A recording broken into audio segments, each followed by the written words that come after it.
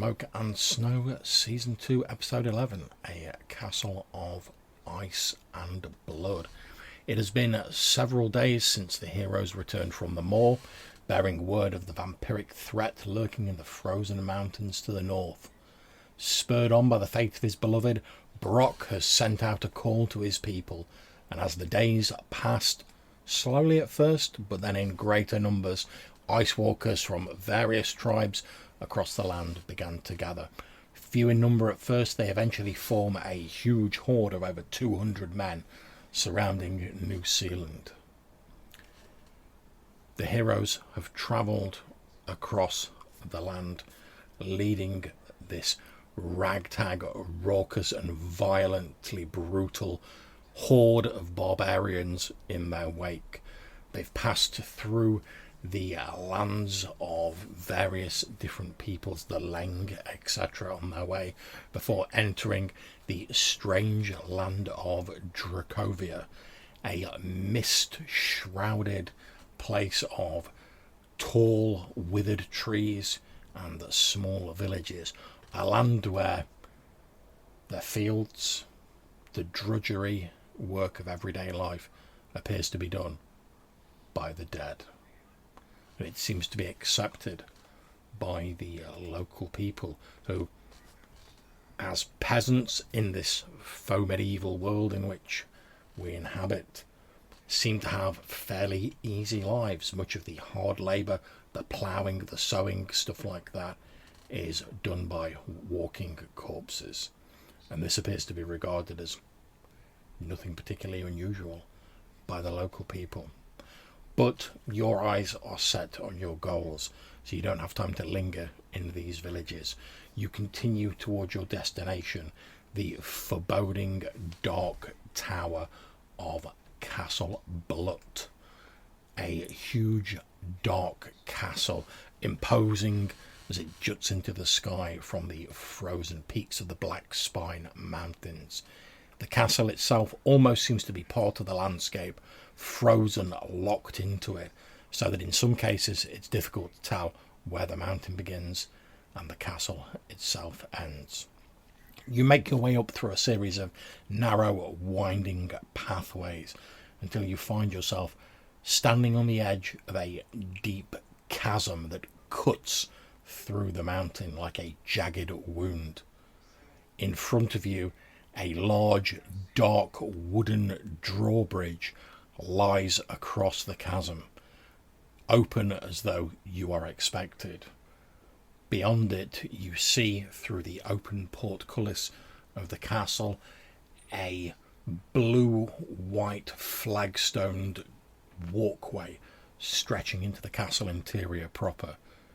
You can hear snarling and barking as you approach from a number of alcoves set in the north and south of this walkway, and whilst you cannot see what is within it, occasionally you see a gout of flame erupt from one of these alcoves, and you see a dark shadow moving in each of them, and the occasional sound of heavy metal chains clanking. I've placed you all on the map. Obviously it's up to you guys in which order you proceed. I've sort of put you just off the edge of the Owlbear Rodeo map. To the west of you, you can see this walkway as I've described, with these alcoves in them, and you can hear this snarling, and occasionally you see a gout of flame come from the alcoves. It's pretty much over to you then, guys. I'm going to try and keep the combat rounds and such like a little bit loose, just so we can keep things moving. As you're sort of entering this area and you've been making your way up the narrow passes to Castle Blut, you look down to the southwest of you, to your left, and down below in the sort of valley that leads up to the mountains, you start to hear the sound of metal clashing upon metal, and you see the huge barbarian horde that has been gathered by Baroque start to crash into an assembled horde of peasants and seemingly normal soldiers but in amongst them there are the shambling figures of the dead and deceased, once more led into battle. You occasionally glimpse a cloaked figure with a flickering of eldritch magic about them as the two armies clash and begin their combat down in the valley. The occasional cry or war chant reaching your ears even this far up in the mountains where the air is a good deal thinner. But the open portcullis of Castle Blut looms ahead of you. Over to you. So these alcoves with the fire coming out occasionally, that's those stars on the map there. Yeah. Okay. And is it at the same height each time? It seems to vary. It varies from being sort of around just over your head height to being right down near the floor. Okay. And there's obviously no pattern to it. Not as far as you can see, and it's only occasionally from various different alcoves. It's not like a constant stream of incendiary matter. Right, just give me a second. I'm going to shut the door to blot out some of this background noise. But have a think about what you want to do, guys.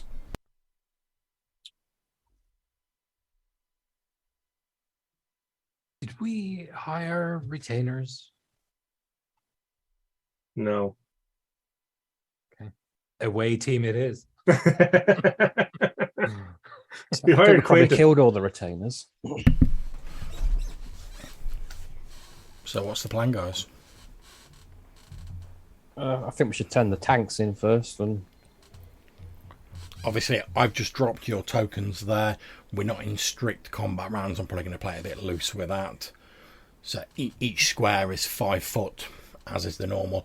There's no like grid to like lock you to, so you know what the deal is with maps. Cool. So we agreed sneaky guys go first, yeah? Yeah. Sorry, did I? Are the doors closed or open? They are open. The two doors that you're sort of stood on, that effectively represents the drawbridge, which is down over the chasm, which will off to the right. Yeah. And as you look down the walkway past these alcoves where occasionally flames jettison forth from, you can see the open portcullis at the end and what looks to be further sort of worked stone flooring beyond. Do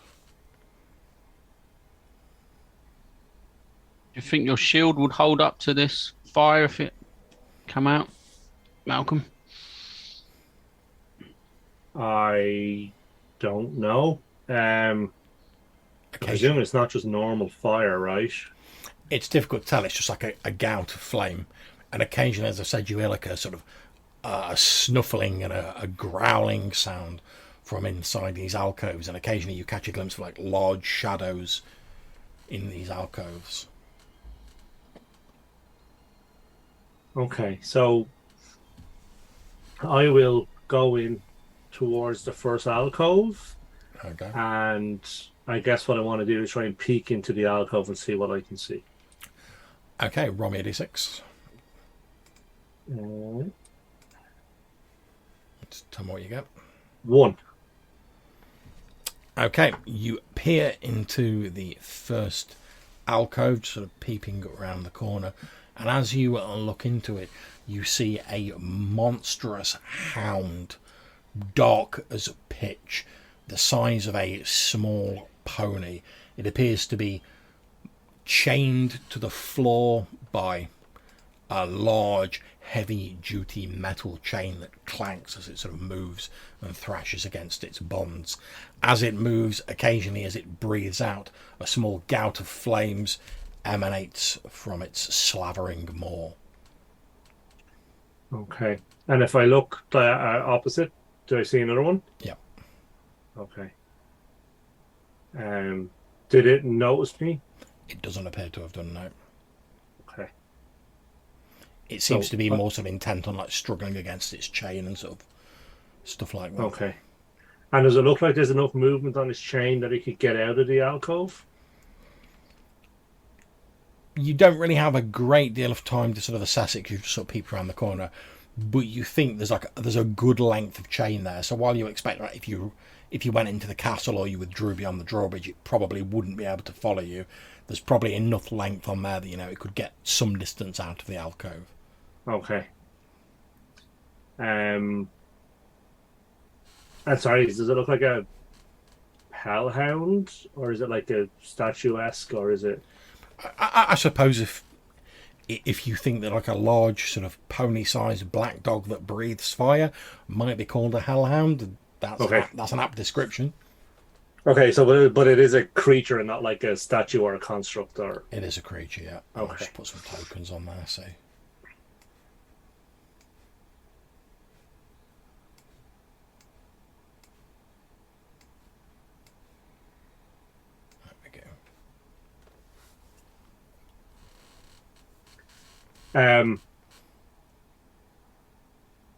This is a terrible idea.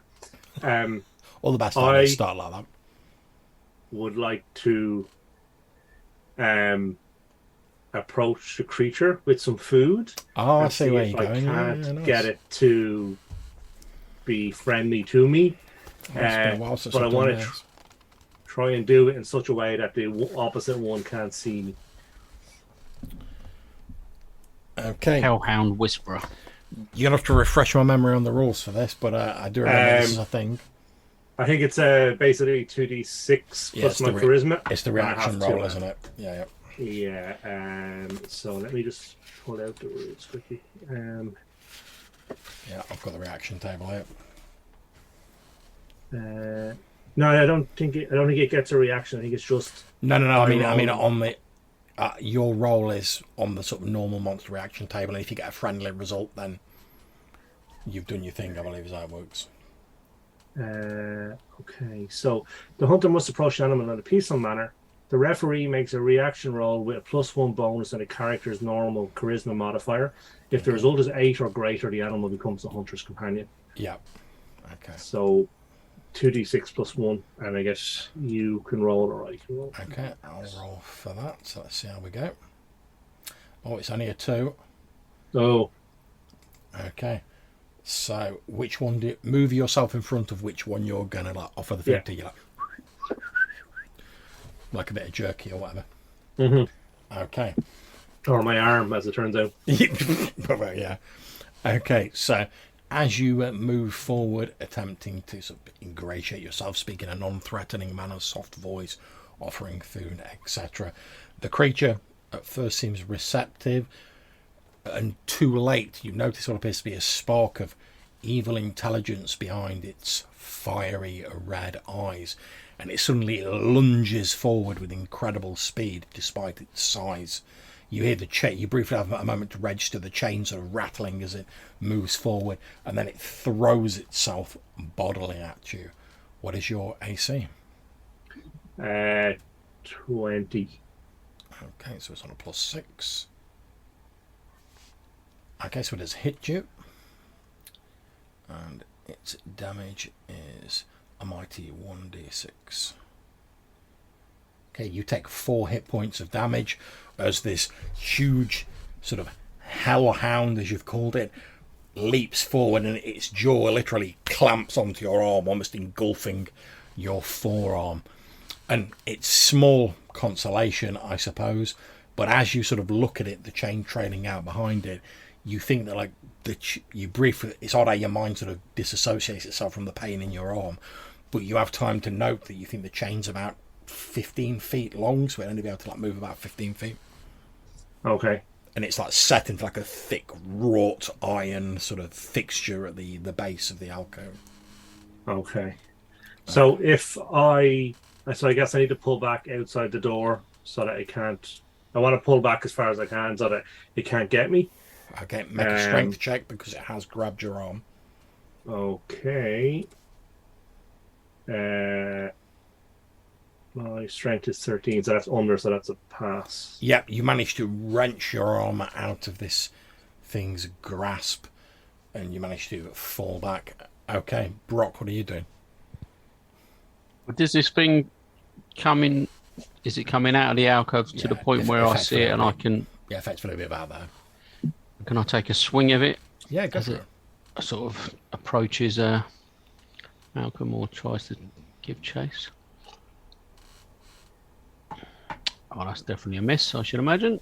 I rolled a 2, so that is like 7, yeah. Yeah, that's a miss. Okay, Weimar, obviously you've seen this going on. Brock stepped in, gone in with the big swing, presumably using your sword, are you, Brock? Yep. He's gone in with the big swing. However, as I said, despite this thing's size, it appears to be almost unnaturally, you might say, agile, and it sort of dances around Brock's blow. Okay. Speaking of size, what's the sort of rough comparison to a different animal? It's about the size of a small pony. Small pony. So small for a pony. Yeah, Yep. but big for a dog. Yeah. And you, Yeah. you notice as you're sort of sizing it up and you're taking in this size, so there's a very faint sort of over the fur, the ebony fur of this creature. There's a very sort of slight like heat haze rising from it, as though like this thing was giving off like an incredible amount of heat. Right, so it's dancing with Brock now. So I'll try and we'll see how it goes, but I'll try and maybe like stomp on the chain to like yank it and then go in with the sword. Nice, go for But it. we'll see how that goes. Okay.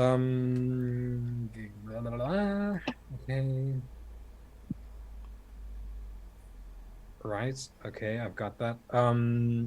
The ogre power gauntlets, John. Once again, what was the baseline stuff for them? I guess not. It's only got the one thing because it's not conditional. Yeah, that's correct. Yeah, Gauntlets of Ogre Power +3 bonus to attack and damage rolls in melee. Okay, yeah. That's okay. Good. And then one from that. So. Okay, so here goes the swing. Yeah, that'll be 25. Yeah, that'll do it. Roll your damage. And then +3, you said, for damage from the gauntlets as well? Yeah, and Yeah. This is not an undead creature. Yeah, I figured. Yeah, it's a bit too lively for that. Yeah. Oh, that's the worst damage in the world. 5 though. Okay, no problem. So you cleave into this creature's hide with the sun sword, your magical gauntlets lending you extra strength as the purifying flame of the sun sword meets the unholy dark fire of this evil hellhound. It lets out a high-pitched yipping like scream, and a smell of burnt fur fills the air as your sword bites into it. Okay, Quentin. It's not really a whole lot I can do at the minute. I can't really get enough room to throw a dagger without stabbing one of these guys, so I'll just hold off. And Okay. So I'll go to the other one, as this one is coming out of here. And these two are coming out of here, but they can't go any further. Okay, so the two at the front, they have a 2 in 6 chance each round of breathing fire. So let's see if either of them breathe fire. No, they don't. So the one attacking Brock, that's a 15, which I'm guessing probably misses. And that one has hit Weimar. So for D6 damage. So you take 6 hit points of damage, Weimar. As this creature sort of wheels around, as you've already bitten into it with the sun sword, and it bites into your good leg. Okay, over to you guys. Who wants to go first? Can I see the extent of the chains now on these ones near the back? Yep, you can. You think the ones at the back, these two sort of here, they wouldn't be able to move any nearer to you. They're at like seem to be they're literally straining. straining at the limit of their chains, whereas the other sort of 4, having been in closer alcoves, they've still got like a fair bit of room manoeuvre. I suggest to the one standing behind, then, fall back. We can use our ranged weapons against these creatures, as they can't move past the restraints of these chains. And I'll try and sort of get the ones behind to back off a bit and do a sort of fighting withdrawal on this one at the front here. Yeah, anyone who wants to move yourselves back? Yeah. I'm going to take a swing and then sort of half move, was it? Yeah, back. Go for it. Okay. I do a full move because Fair. I need, and I'll be right back. Sorry. No worries. I missed again, so I just fall back after that, sort of trying to defend. Okay, so you guys fall back. So obviously, I'm not gonna. You will eventually take these creatures out with your missile weapons. However, obviously, I'm not going to make you make rolls for all of those. It'd be not very interesting. However, I'm going to ask how many of you are sort of firing missile weapons at them. I'll fire crossbow bolts at them. Okay, so got one person. I'll fire as well. Okay. Yeah, I've got my new longbow that I purchased after the last visit to the zombies. Fab. Okay, so let's see. So. I think Johannes has got a longbow, hasn't he? Okay. Yeah. Why not? Yeah, no problems. Yeah, war by bow.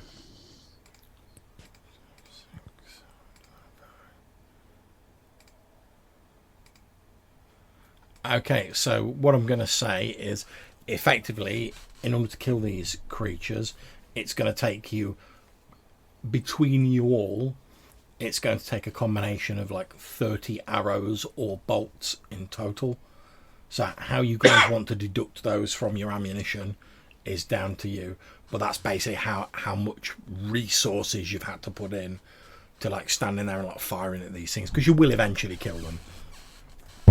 Okay, and are any of them retrievable afterwards? I would say, let's see, roughly approximately about half of them. So I would say probably about 15 of them are retrievable. So it'll be 15 lost in total.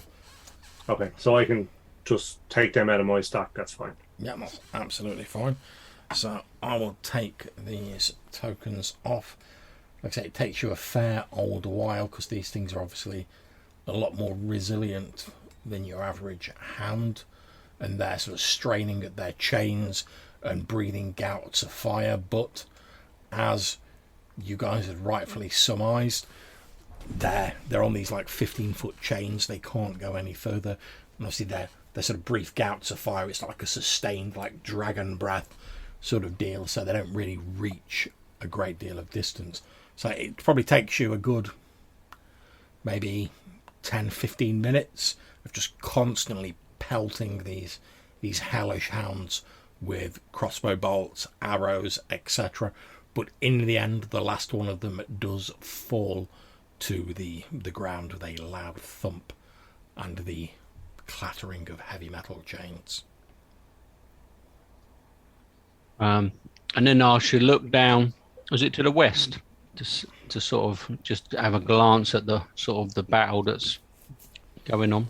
Indeed, and what we'll do to see how the battle's going, I'm going to ask Darren, can you please roll, since the forces are pretty evenly matched, can you please roll me a d6 for your side, and I'm going to roll a d6 for my side, just see how the sort of ebb and flow of the battle's going. It's a 5 on my side. Okay, and it was a 2 for me, So as you look down, you can see that the battle actually appears to be going pretty well for your motley horde of Ice Walker barbarians. They did take some initial damage as they were closing to get into combat from the sort of missile weapons and foul magics of the enemy's necromancers, but now they've actually got into hand-to-hand combat. Their greater skill over the sort of peasant levy and shambling undead has started to tell, and they're carving a swathe through the forces of the enemy. But although, as I say, they're fairly equally matched, it's not a case of they're equally matched in numbers. The enemy has far greater numbers, but you've got more skilled people. So, although they are carving into them, there's still plenty of the undead forces remaining. Yeah. But it seems to be going pretty well.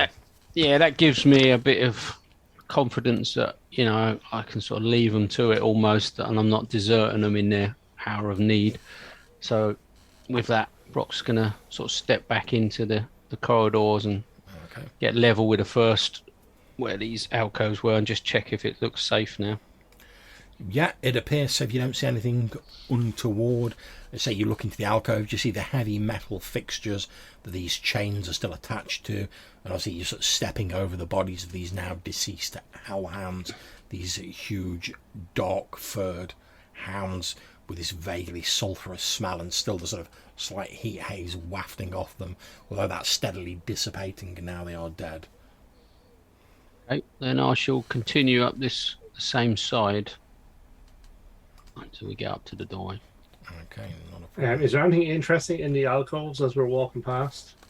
Not that you can see. You do a quick search, but you don't see anything of particular interest in there. Correct. I think peer round the doorway and see what's going on in 1B. Okay, no problems. And hopefully that'll be revealed soon. There we go. Okay, so you peer into a large square antechamber. There are 6 stone pillars holding up this roof of the same sort of blue-white stone that composes the floor.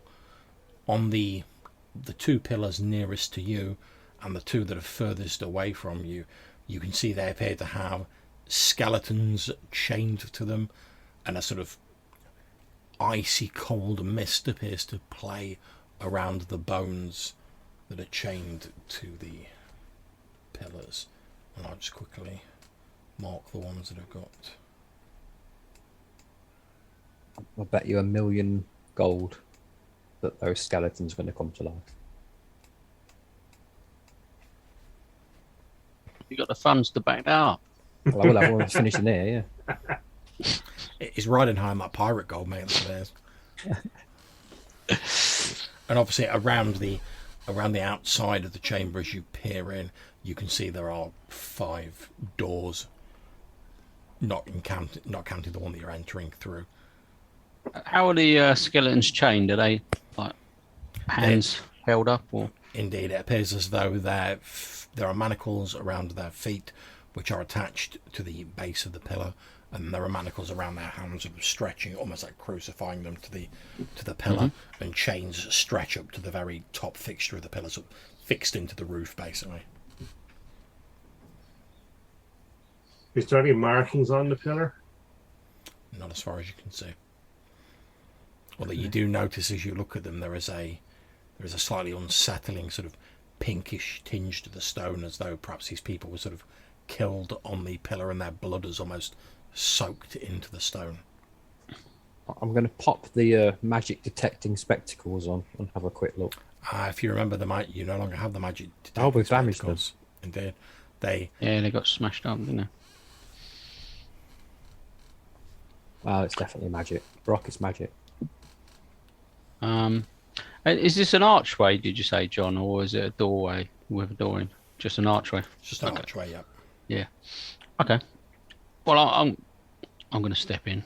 I'll step into sort of literally the door, just inside the doorway. Yep, not a problem. See if there's any reaction from sort of what's happening in the room, the mist, the skeletons, anything at all. Okay, as you step into the room, the mist clinging around the 4 skeletons very slowly begins to coalesce into 4 pale, spectral, human-like forms. In front of the skeletons, sort of. Indeed. Yeah. Just give me a moment.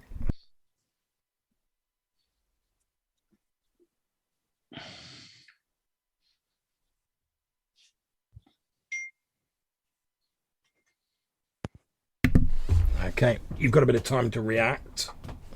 Like I say, they're very slowly sort of coalescing. And if I step back out of the room, does the process continue? It does, yeah. Yeah. Well, I'll do that anyway, temporarily. That's absolutely fine. Can I make out the sort of form of what's... They appear to be... It's an armoured man or... As they're sort of slowly forming, they appear to be piteous-looking, almost peasant-like forms, people clad in rags with scrawny, malnourished limbs. Their faces are twisted in an expression of sorrow and loss. Well, that's a bit bigger than I intended. So they're obviously some sort of peasants that have done something wrong, by the sounds of it. Okay, let's go with that one. Is there any way we're going to be able to negotiate our way with these?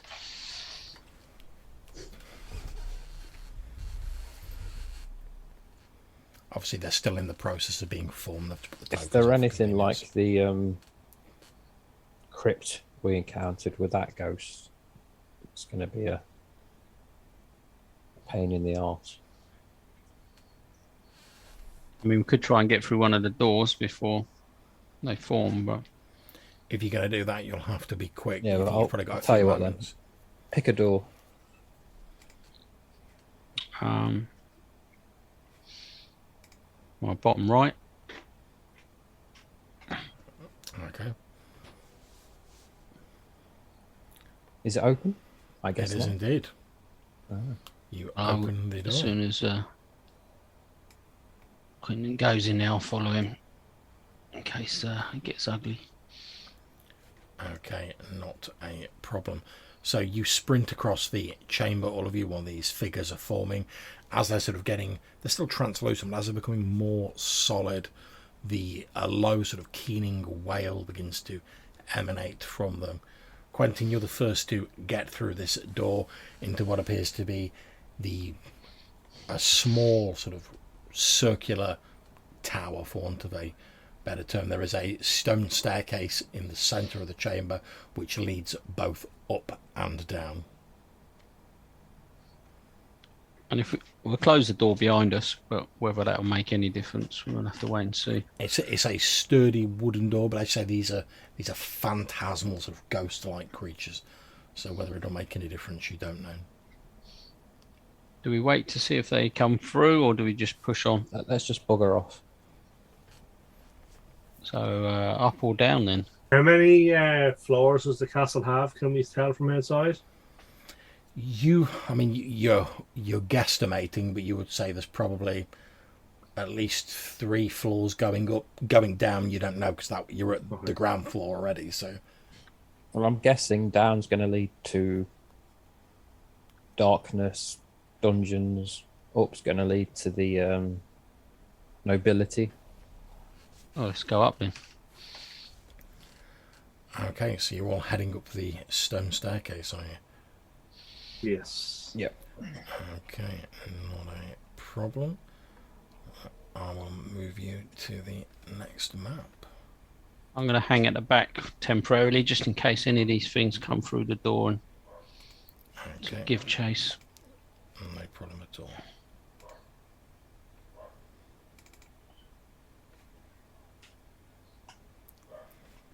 Let me just unveil part of this map so you can see, and then I'll stick you on so you can see where you all are.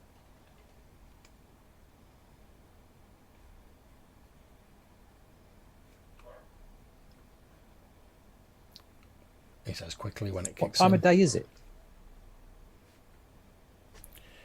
It's probably fairly early, I would say. So there's a high chance that all the vampires have gone to bed.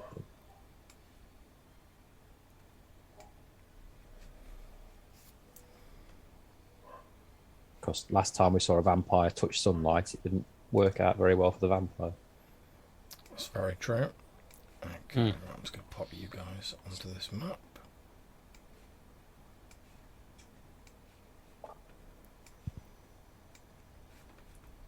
So darkest place would be down. Yep, for so after the vampire. you continue up this staircase. You've reached basically the first floor from the ground floor. You can see the staircase continues up ahead of you. However, you can also see to the west what appears to be a stout wooden door.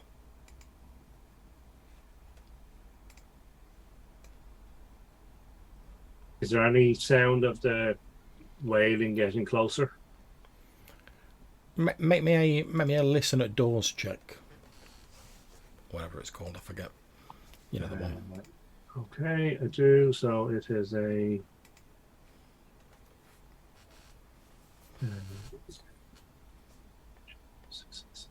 It's a 1, so I'm presuming that's good. Yes, it is. You don't hear any sound of the moaning noise following you up the stairs. However, as you're listening, through a few sort of, you hear sort of like first like the sound of like wind, and as you listen, you see like through a few sort of like gaps and like cracks in the wooden door to the west, you can feel cold, fresh air sort of coming through the door.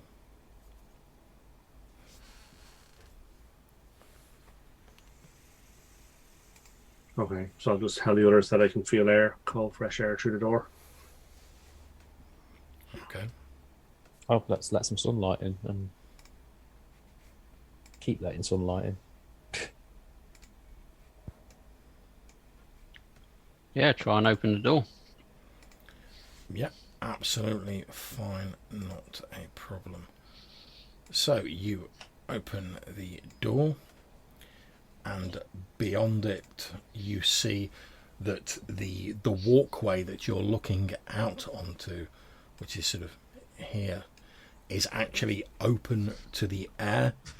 As you look around here, you can see the outside of this small tower that you're in, and at the opposite end is another tower with a large wooden door. And this would appear to be like an open air walkway that links the two together. And is it clear that there's one above it as well? It is, yeah. Okay.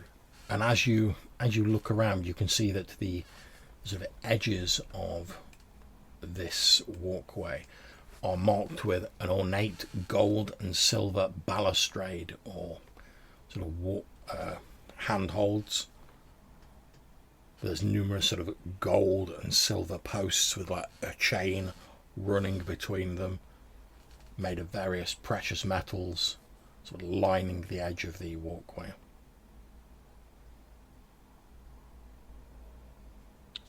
I'll go and check the walkway. You three stay here. Okay. Watch from the doorway. Okay, yep, you move out onto the walkway, Quentin, and as you're sort of looking around it, you can see that it appears, each sort of side of it appears to be fastened to the respective towers by sturdy chains, which are built of more commonplace metals. But as I say, it appears pretty secure, and the sort of handholds, the rail down each side, is made of gold, silver, and various other precious metals. You have, with your sort of roguish nature, you have a sort of quick count as you're going along, and you're like, there's got to be nearly like 10,000 like silver pieces worth of silver in these like handrails. Easy. I don't have time to collect it all, so. Okay. So you're moving across to the door. Yeah. Okay. Yeah. Having a look, listen, look. Well, make your listen at doors roll. And let me know what you get.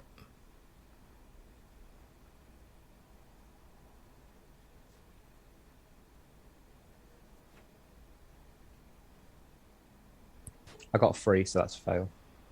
Okay, you don't hear anything beyond the door. Yeah, I'll signal to the other ones it's safe. Okay. Is this door locked or is it open? It appears to be a little stiff, but it's not locked. You think with a good shove you can open it? Move across. Are you opening the door? Yeah, I'll give it a good shove. Okay, no problems. You shove the door and it opens, revealing the entrance to this large tower. And as you look to the north, sort of just around the sort of curve of the tower, you can see another wooden door which you expect must lead to another walkway similar to the one you just entered by. Actually, you'll probably be able to see a little bit more over here as well, so I'll add a bit more on. Okay.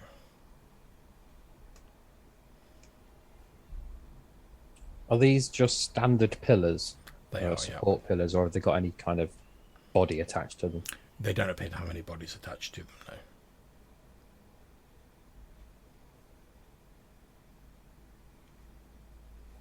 Who's way at the back in the stairwell? That's a Weimar. Yeah. Wait, he moves a lot slower than you guys. Cut him some slack. He's got a wooden leg. Yeah, and a full suit of plate. You know what I mean? He's probably wearing the heaviest equipment and he's got the jankiest leg. I'm going to go to this corner here and see what I can see. Okay, as you peer down this corridor here, you can see what appears to be the entrance to a chamber, sort of here about halfway down. There also appears to be a solid wall here. Yeah. And obviously it continues further around, and there's a couple of these pillars here, but they do appear to be relatively normal pillars. There's no like bodies hanging from them or anything similar. Okay, I'm going to move to there. Okay.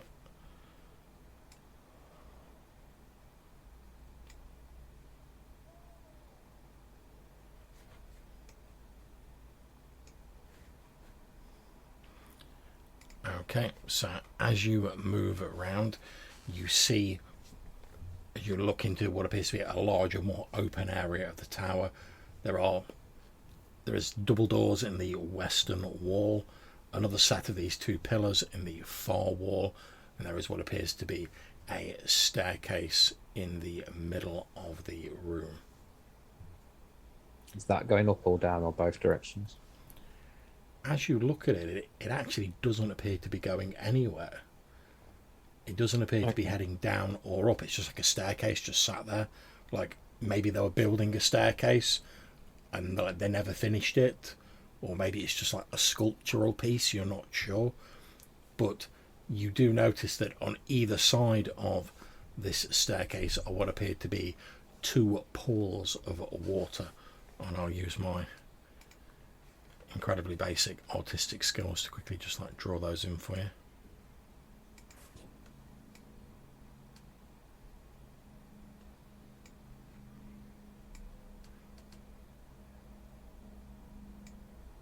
There we go.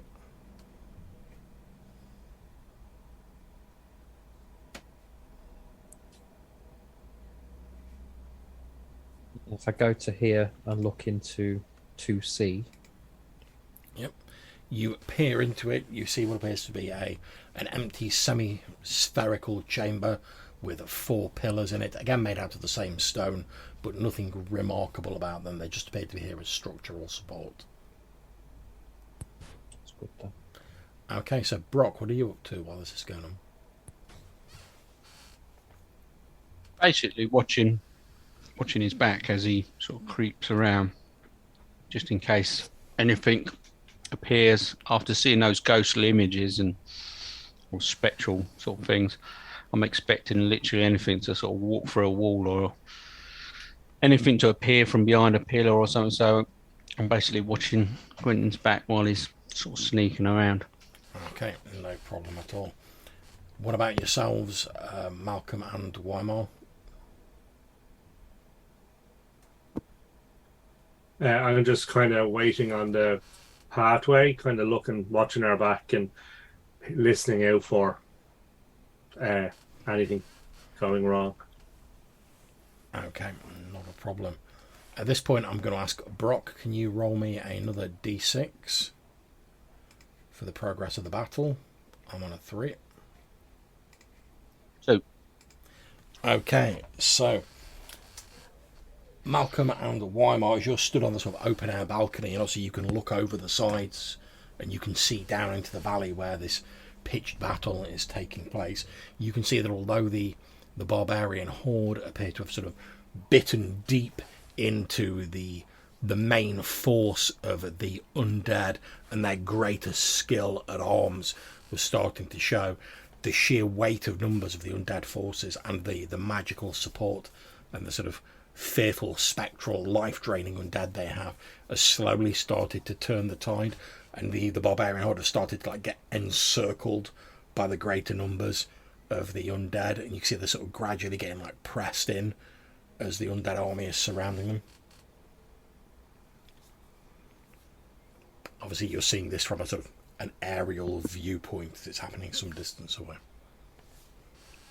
I'll just call out that time is pressing. Okay, so from outside you guys hear Malcolm shout, "Time is pressing."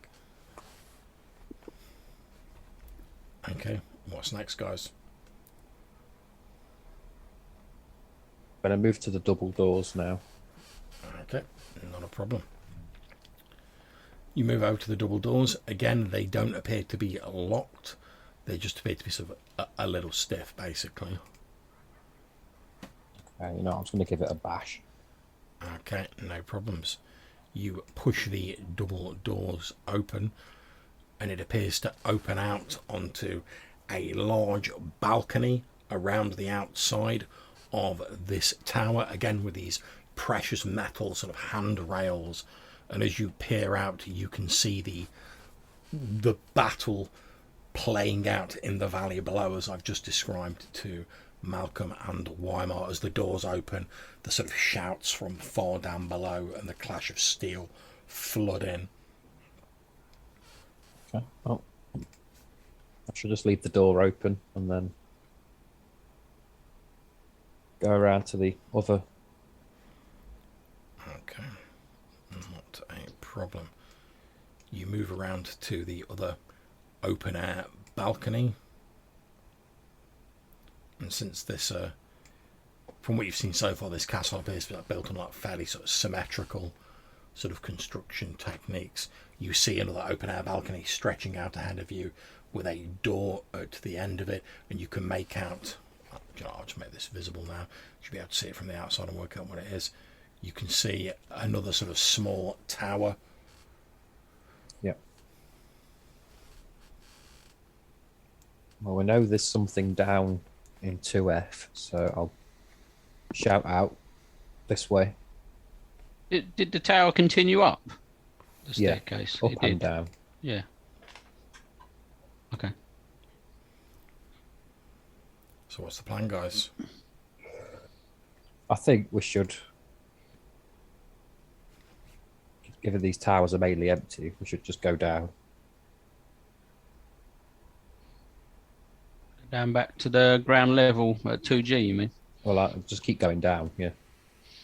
Yeah, but go down that way rather than, okay. Rather than past the ghosts. Yeah. Cool. True Yeah, G. we can give it a try.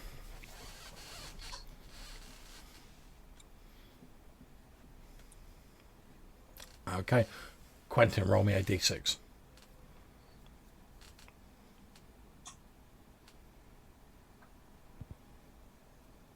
It's a spicy 6.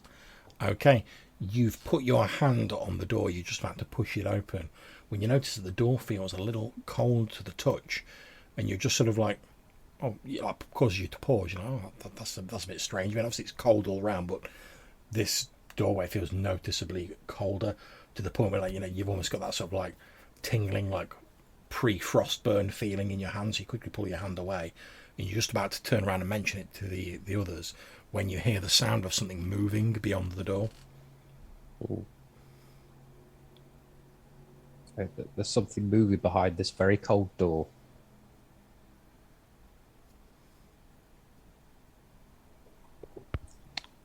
And do we associate cold with sort of ghosts and spectres?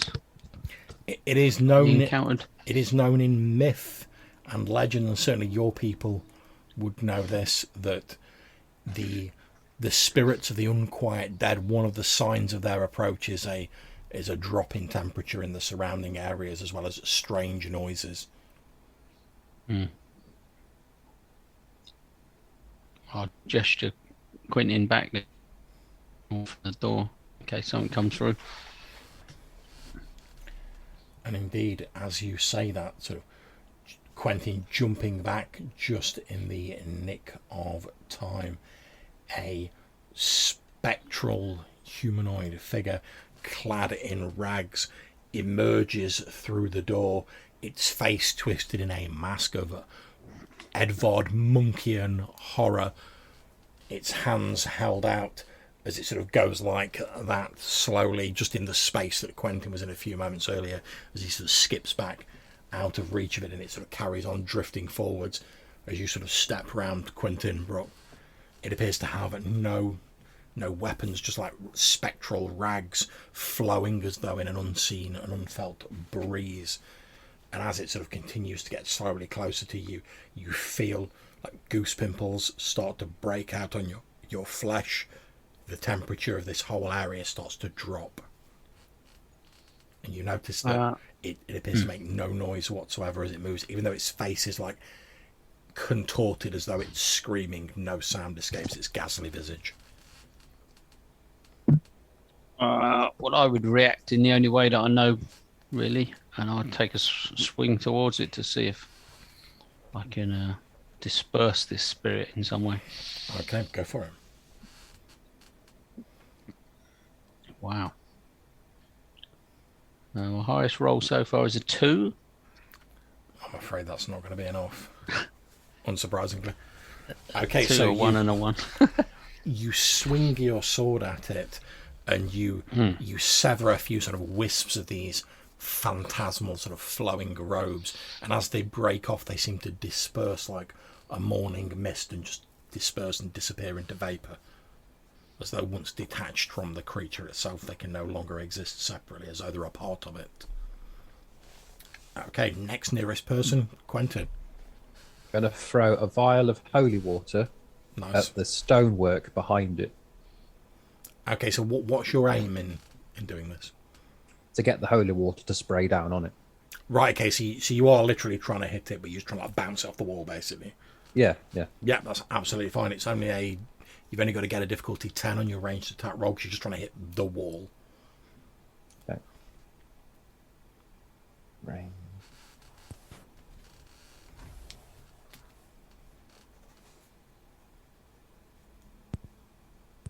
I've got 17. That'll do it. Roll a d6. 6. Okay, you hit the sort of edge of the tower just above where it's coming out through the door, and the water cascades down on it. And where the holy water touches this spectral creature, it's as though acid is eating into its very being. You notice sort of like pitted sort of melting marks appearing, like I say, like acid. And again, its mouth opens even wider as though it's screaming, but still no sound escapes, that aside from a faint sort of hissing noise as the spectral makeup of its body and the holy water sort of cancel each other out. Why, more Malcolm? We need holy swords.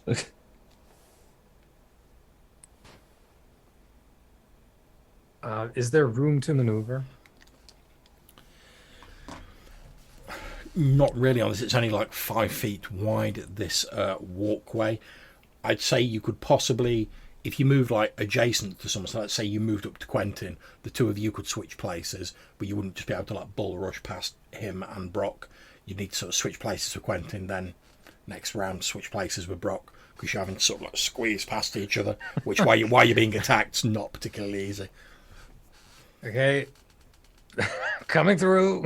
Clang, clang, clang. Okay, so Quentin and Weimar, if you want to swap places, you can do that.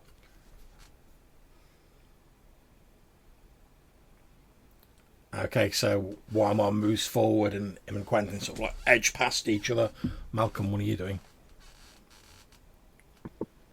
I'm going to call out, should we fall back where there's more space? And on the assumption that people agree with that that's a good idea, I'm going to fall back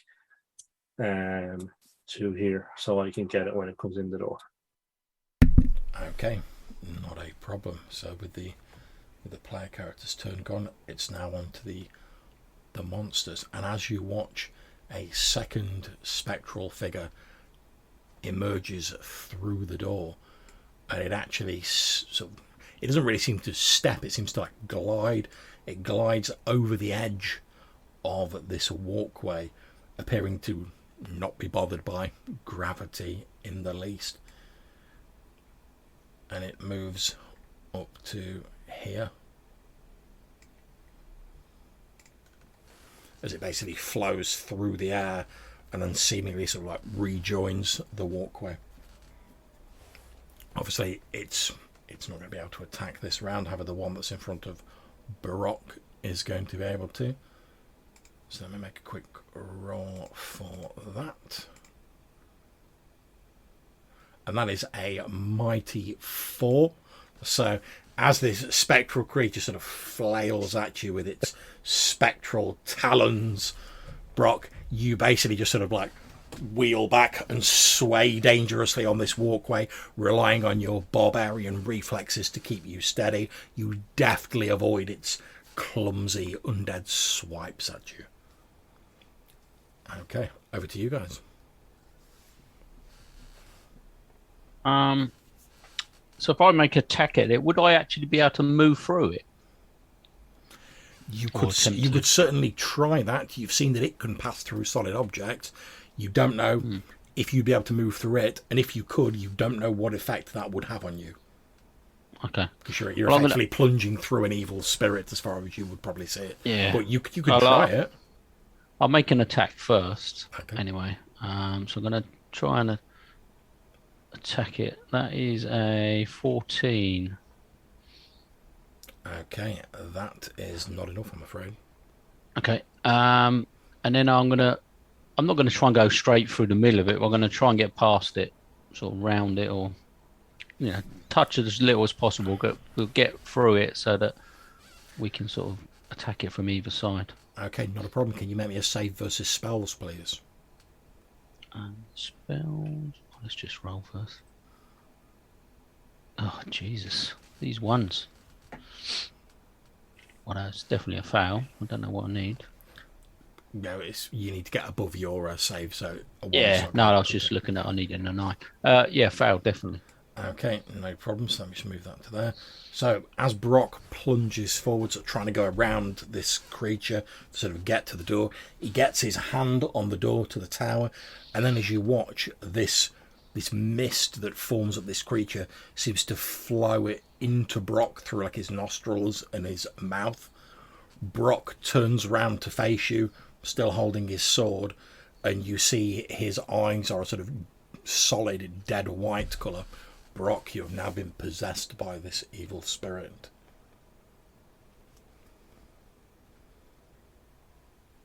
Okay, Wymo, what do you do? Obviously, the ghost that's above Brock is just there to remind me it's not actually physically there now.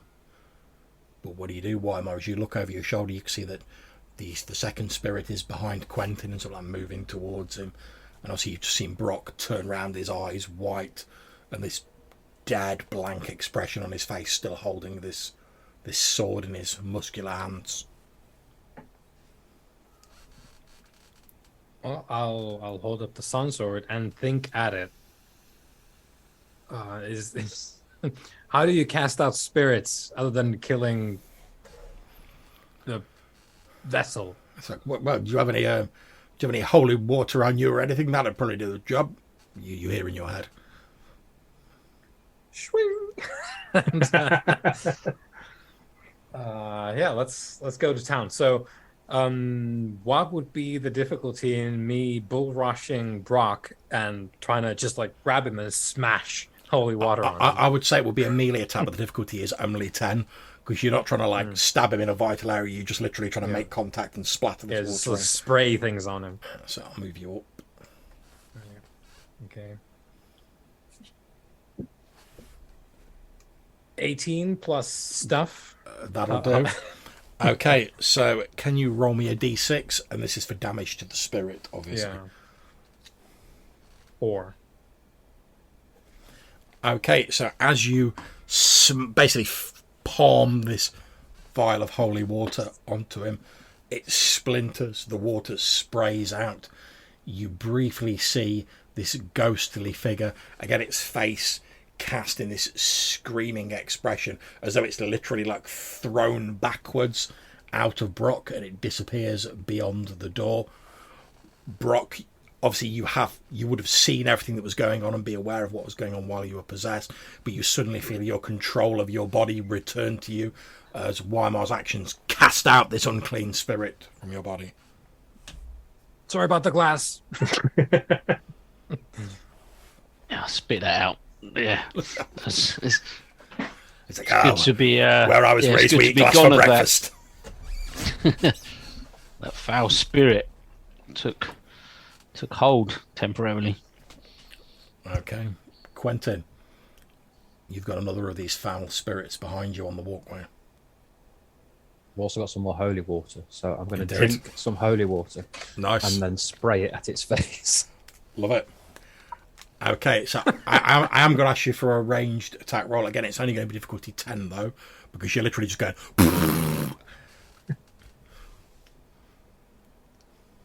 No, that's fine. Okay, so you spray this holy water over the creature, as I've previously said, unaffected by gravity, actually sinks down into the walkway as you spray this water into the space, and then it sort of re-emerges from the stone afterwards. However, look on the bright side, you're probably not going to be possessed in the next turn. Yeah. Given that at least some part of your digestive system is probably coated in holy water. Okay, Malcolm. Yeah, Malcolm. What are you doing? I am going to run out behind and just swing my sword at this spectre. Is that the green blade you're going in with? Yes, please. Okay, no problems. Right. So that is... that's a natural 20 plus 6. Yeah, that'll do it, unsurprisingly. Okay, so that's D8, or is that 7? And then the sword is plus 1, I guess. Yeah, so 8 damage total. Okay, you hack into this creature with the enchanted green blade, severing off a huge hunk of the spectral matter that makes up its body. Again, it seems to throw back its head as though it's screaming, but no sound escapes. And as like a large chunk of it falls to the floor, it dissipates and drifts away on the cold wind. There's no chance this is a shape changer, is it? No, it's not a shape changer. No, okay. Okay, all right. Awesome. Onto the creatures go. So this one drifts through the wall here, and it's going to have a go at you, Brock, since you're the nearest. So let's see what it do.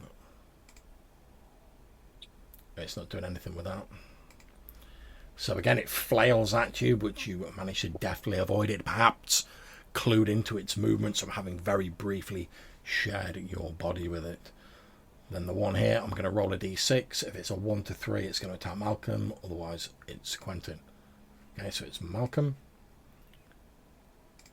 So make a roll for that. That is a 20, so that's going to hit. And it does d6 damage. So you take 1 damage. However,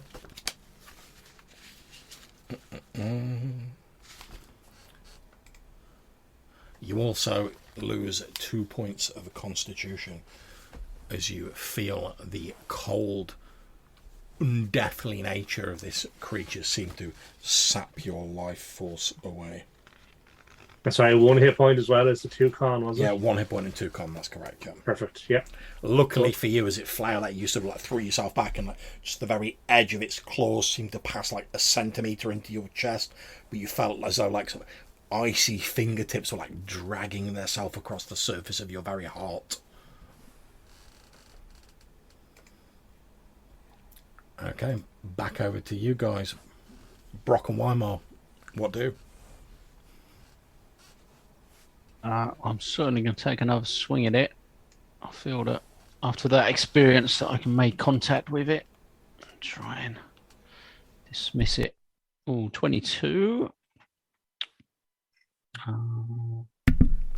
D10 plus 2, 11 damage. Okay, that is enough to kill the creature. So describe how you finish it off. Well, obviously that brief encounter with it, I discovered it had a bit of a weak spot where the head had joined to the body, and making use of that, drove my sword through it, sort of decapitated, and the rest of it sort of splintered into sort of spectral pieces. Indeed, and as you drive your sword home, your sword appears to partly sort of pass through it, as though you suspect, had you not spent years training to fight such creatures, you suspect a normal blade would have passed through it and done it no harm. But, like you say, having analysed its weakness, perhaps as a result of your recent experience, you drive your sword into it. The whole creature appears to explode into a cloud of mist and small water droplets that cascade like rain to the ground around you, and it is no more. Okay. What about the rest of you?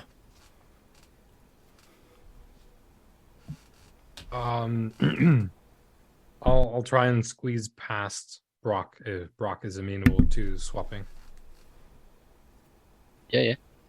Oh, that's fun. So, was this closed or open? Because they probably just phased through, right? Yeah, they phase through. It's closed. You can't see a lock on it.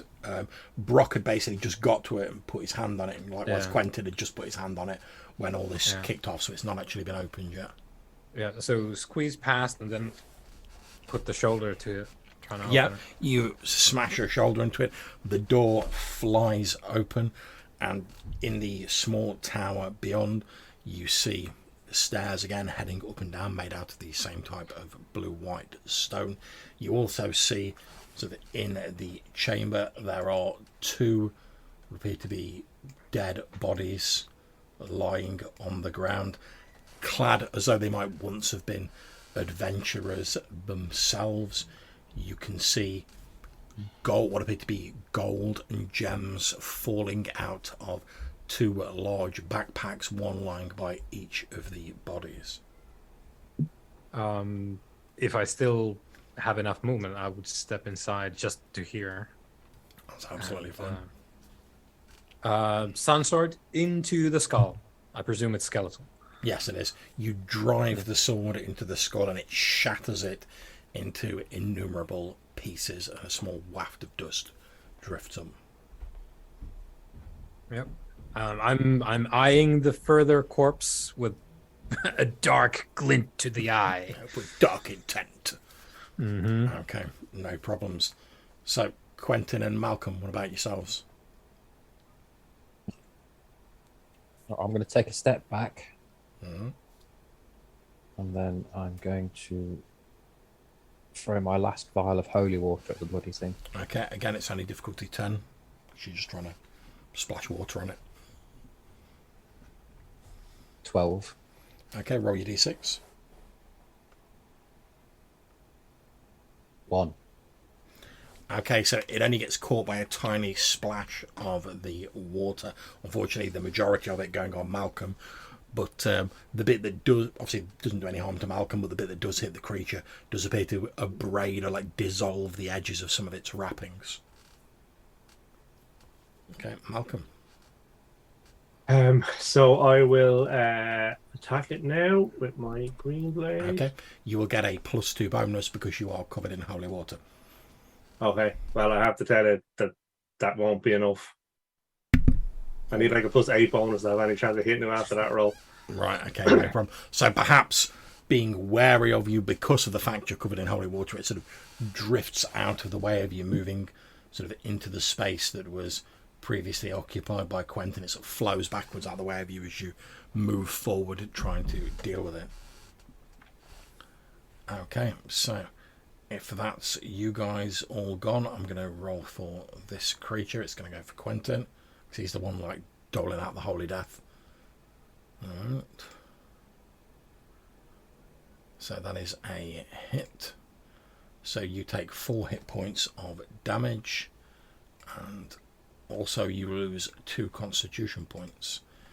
as its spectral talons seemingly pass inside your body, and as I described to Brock for a few moments, you feel like an icy hand is like gripping your heart and squeezing the very life out of you.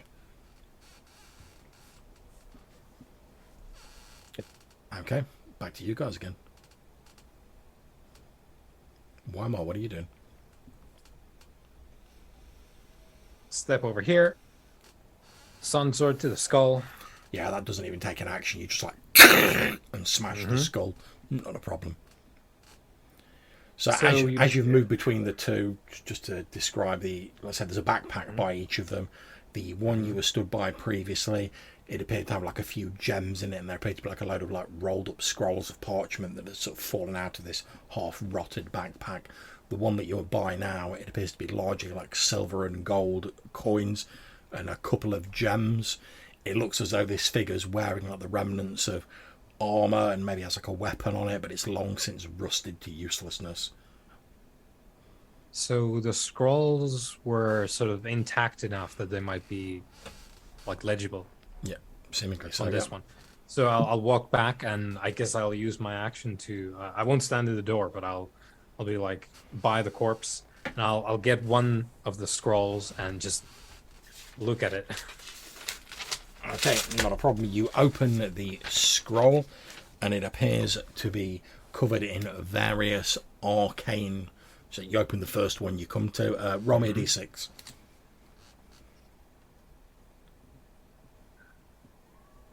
Two. Okay, so you open one of the scrolls at random.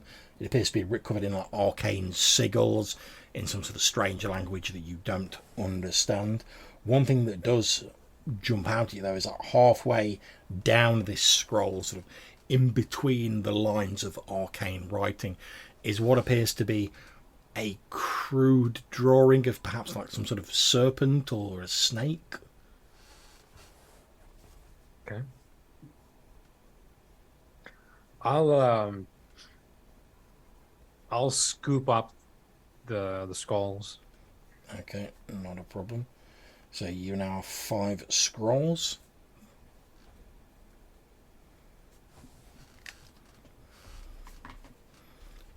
And it takes you probably the rest of your turn to scoop those up.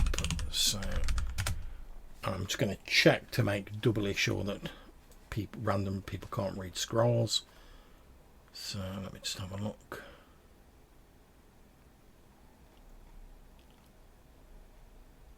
Right, no, you wouldn't be able to read those. Okay, so yeah, you've scooped up all those scrolls. How about the rest of you? I want to attack this guy again. Yep, go for it. See if I can't. Okay, that would be another miss. Okay. Might be all down to Quentin then. Unless you wanted to switch place with Brock, of course. Yeah, I was going to suggest to Quentin that he might want to step back from that. Yeah, look, so you'd have to ask Quentin twice.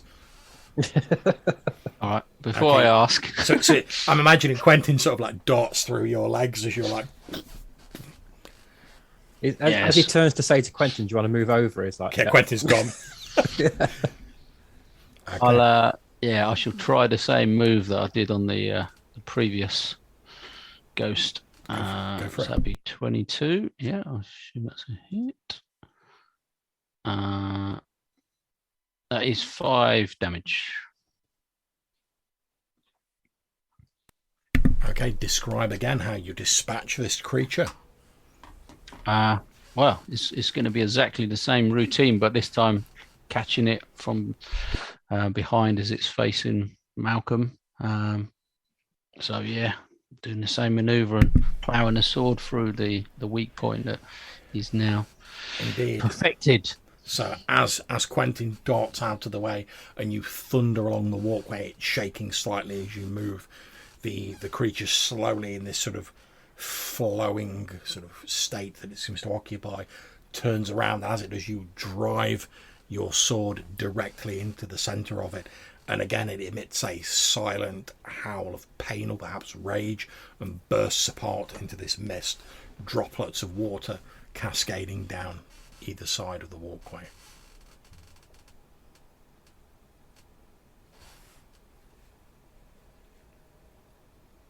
You wait for a few moments, catching your breath, but nothing further appears to menace you.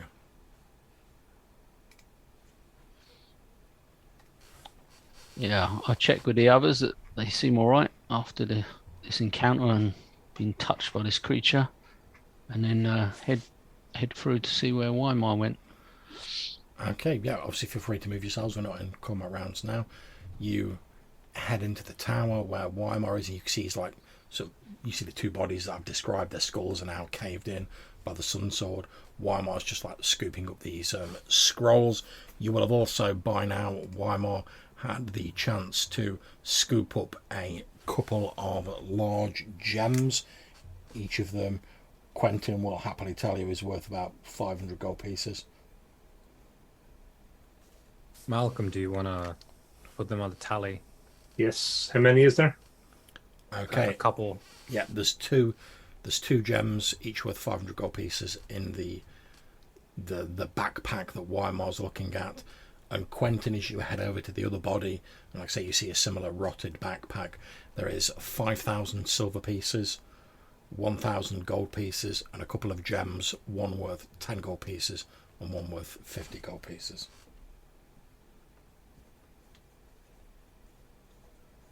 Obviously, these bodies have been here quite some time then. Yes, they have. You can see the one that Quentin is looking at appears to have once been like a warrior. There's the remnants of like rusted beyond repair sort of plate armor on it, and the rusted remnants of what must have once been a sword, but there's a little more than the handle left now.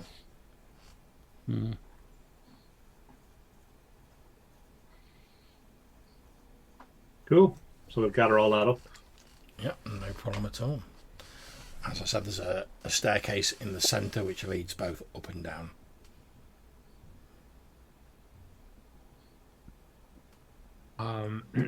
So Weimar and Quentin, probably of interest to you. Some of these.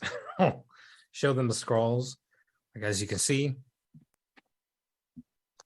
great big, I think it's a serpent. And the rest of it I can't make out, but so I'll hand them the scrolls if you've got the interest. Yeah, obviously you would need someone with the ability to work out strange arcane languages to actually read them. Can Quentin? Where the read languages go? Yep. So, okay. And I'm not going to make a separate roll for all of them, just like roll once. Success. Okay, so it'll take you a few minutes. Obviously, you have to figure it out. You're not like fluent in it. As you read through these scrolls, you see that one of them appears to be a charm designed to conjure light from the very air itself. The one that Weimar pointed out to you appears to be a strange sort of, I suppose you could call it a charm. It seems to be designed to render serpents non-hostile. The third one you will look at is a charm to like dispel evil influences and hostile intent. The fourth one is a spell designed to cure sort of fairly minor wounds.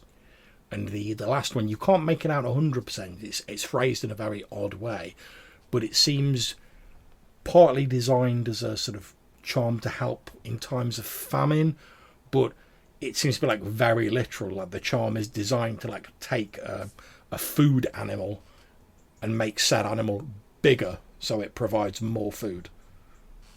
Is sort of how it's phrased, but it seems to be like some sort of like charm of like to enable you to like enlarge the size of an animal.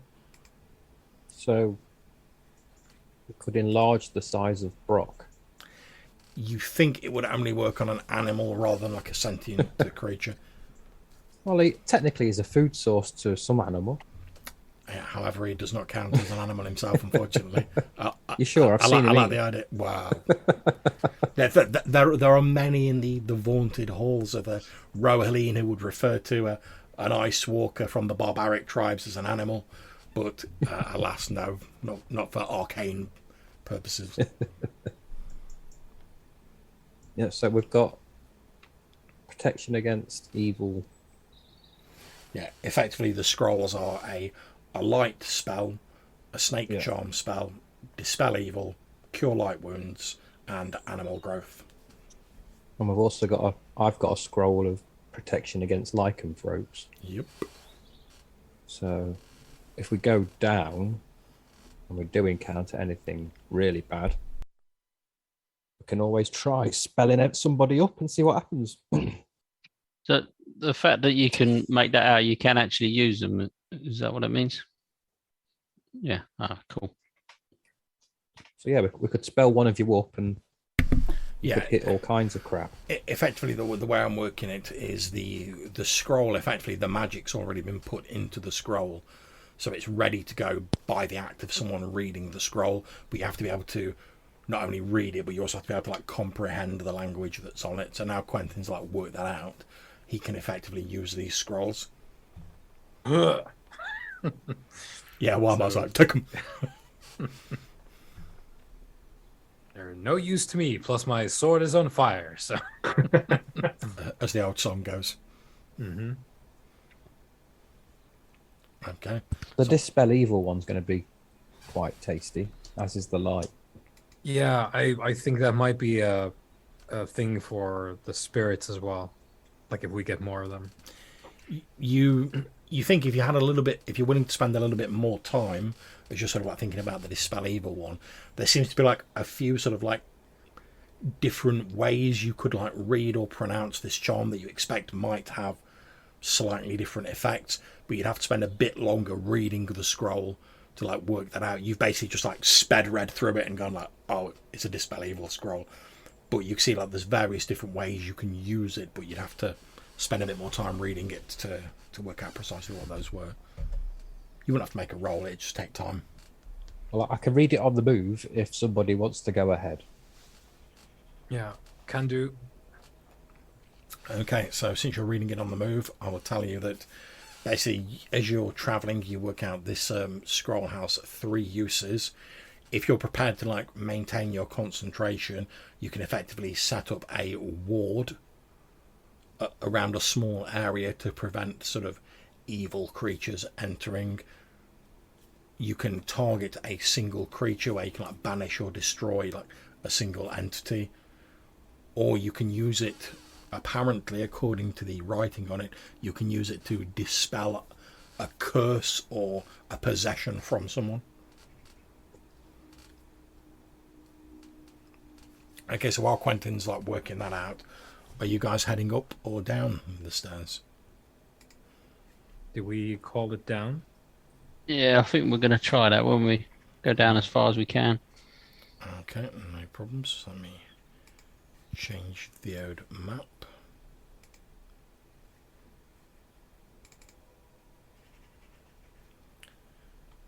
And let me reveal the new area.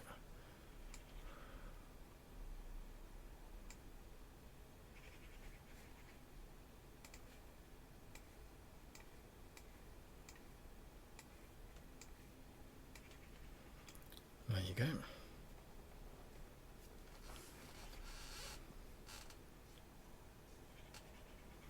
You head down into the lower level of this tower, and you can see you're sort of like keeping track of where you are, so you know you must be adjacent to the large square chamber where you saw the 4 misty figures coalescing out of the sacrificial pillars.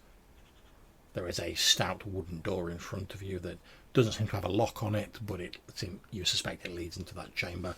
Obviously the staircase does continue down. I suggest if there's no sign or anything, we continue on as quickly as we can. Yeah, leave the door. Yeah. All right, so further down. Okay, no problems. Skipping around my notes.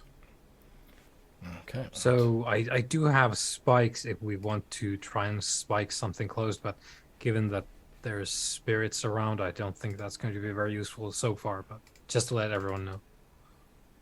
Yeah, cool.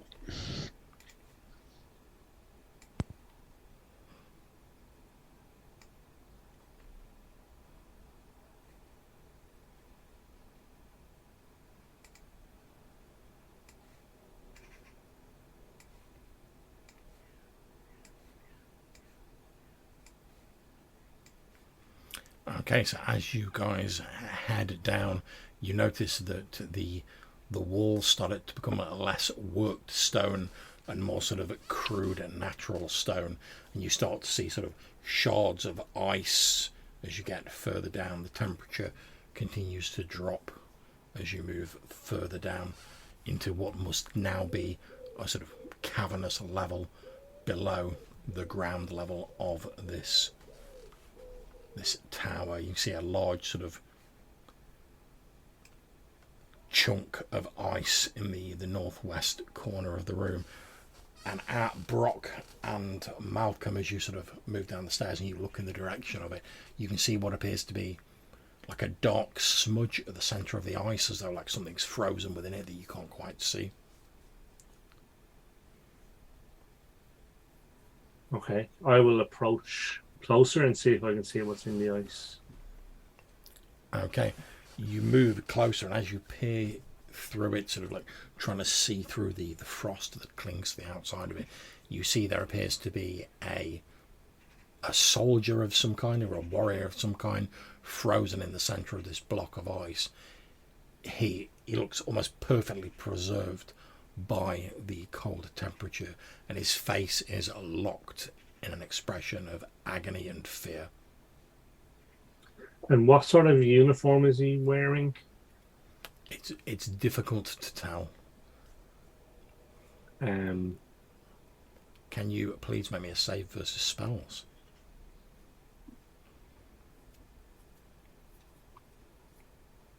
Ooh.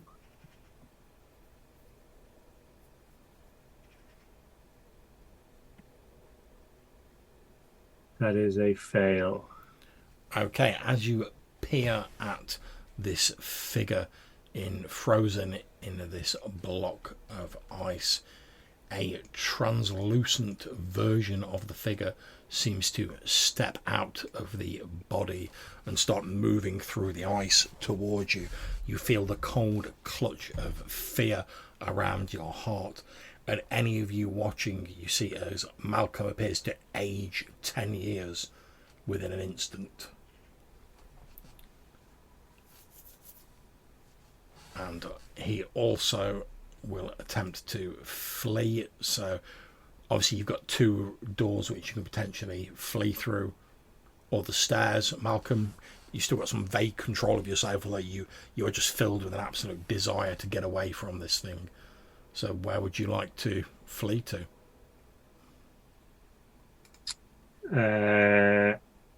I think I'll flee to this door here, away from him. Okay, not a problem. You basically sort of charge through the door, heedless of what may lurk on the other side.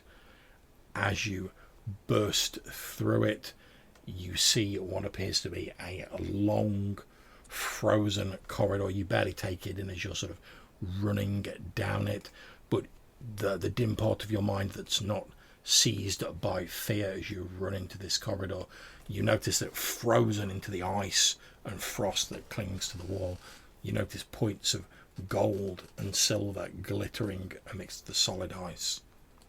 Okay, so the rest of you guys, you see Malcolm walk over to this ice with this smudge in it.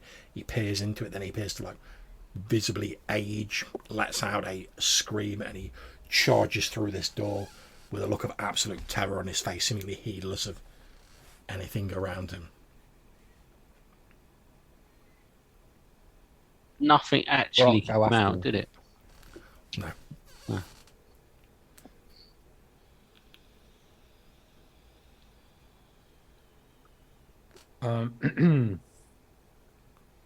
Holding a shield up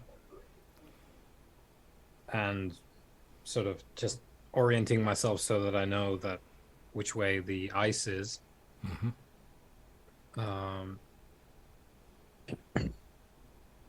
I'll just hold out the sword, and I'll try and see if the sword's magic/heat is enough to do anything to the ice. The sword flares up in flame as you hold it towards the ice, and indeed it does very slowly start to melt the ice. But it's extremely thick, so it's taking like a long time. But it's you see water start to like dribble down the outside of it as the heat's melting it away.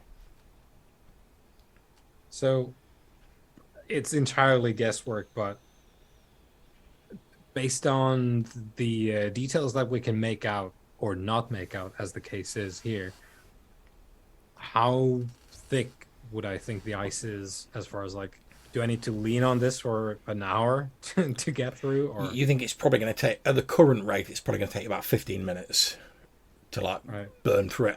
Not through the whole thing, but to the point where like you'd have got to like the body inside it. Yeah, basically my idea would have been like press it in until it goes in, and then. Okay. At which point, make me a save versus spells. Oh no. Is this magic spells, John? Yep. That's no good. Okay, so. Well, I'll roll it, but it's going to be terrible because I have a modifier. I need to check that. So, rolling below. Oh, 2. Never mind.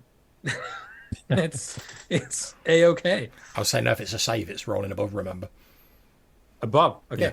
It's bad. It's really, really bad. I rolled a 0. So, in an echo of what happened to Malcolm, as you're sort of leaning on with the sword and you're sort of melting the ice, you see this body, and again, like a translucent version of this agonized figure seems to like swim out of the body and start moving up through the ice towards you.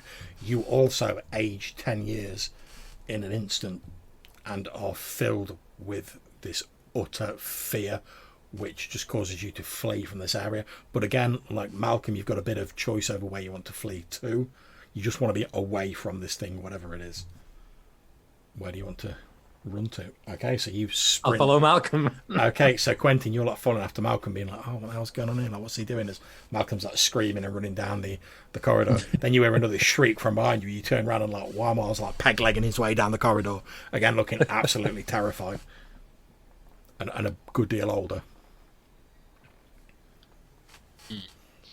Yeah, I shall back round the staircase and then head over to where everyone else seems to have started running towards.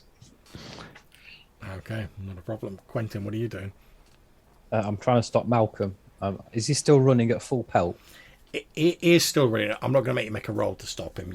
You can stop him from running, and after a few minutes he will regain his composure as this. Now you're a bit further away from this thing. Like the sort of sense of fear slowly starts draining out to you as basically like Quentin sort of like grabbed you by the shoulders and is like stopping you from fleeing. And likewise, Weimar, as you're sort of running away, once you get out of sight of this thing, the fear just seems to like drain away from you, and your frenzied flight slowly like slows down into like a hobble, and then you sort of like, oh, what was I so scared of? So I think we could assume that every body or seemingly block of ice we come across in this place is going to be a bitch.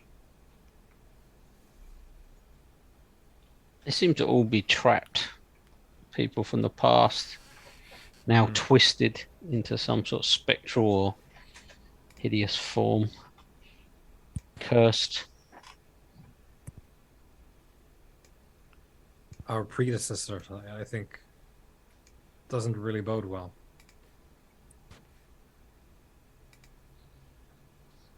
And the steps ended at this level, didn't they? Yes, they didn't go further down. Well, Well, there's the door. As we're here, let's just look and go through that door. There's a door there, so let's Okay. investigate. Not a problem. You head up to the door. It's not locked. Are you just pushing it open, or?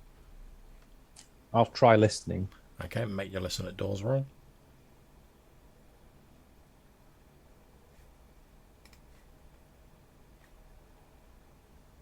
Nope. Okay, you don't hear anything beyond the door. Yeah, fuck it, let's just go in. Okay, no problems. You start making your way in. More ice. As you enter the chamber, again there is a large chunk of ice in here. There appear to be coins and precious items frozen into the depths of the ice. However, your attention is captured by a section of the floor in this room that appears to have fallen away, and a yawning abyss beckons below.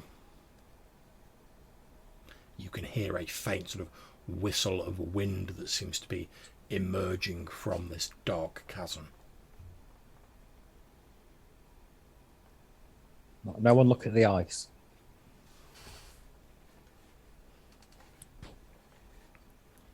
Okay, what are the rest of you doing? I would like to bypass the ice without looking at it and open That's this fine. door. Okay, no problems. I might listen at it first. Sorry. Yeah, mate, you're on. And learn my lessons. And I hear nothing. Okay. So I'll open it.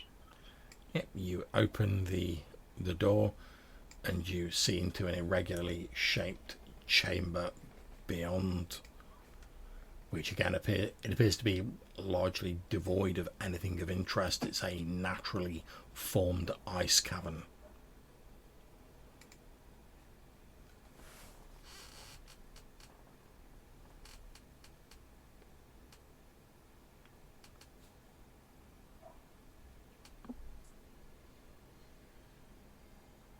Okay, what's Brock up to? Well, he was waiting to see the success of either route that they were taking.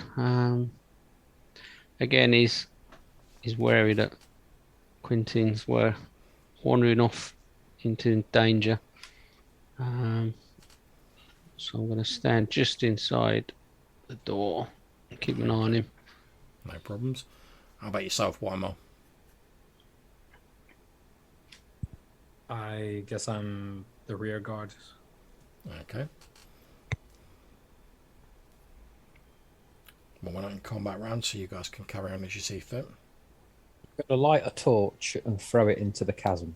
Okay, you light a torch, obviously cross it off your inventory. You throw it into the chasm.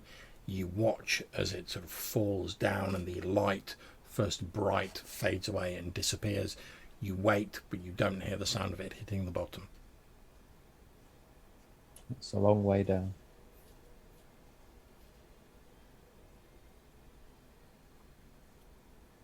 Okay, I shall move to the other door and Okay. just open it. No rules.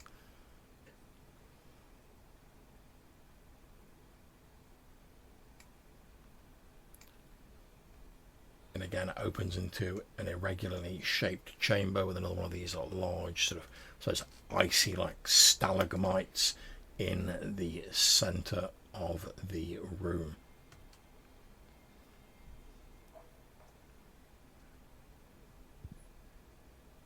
No other exit. Not that you can see.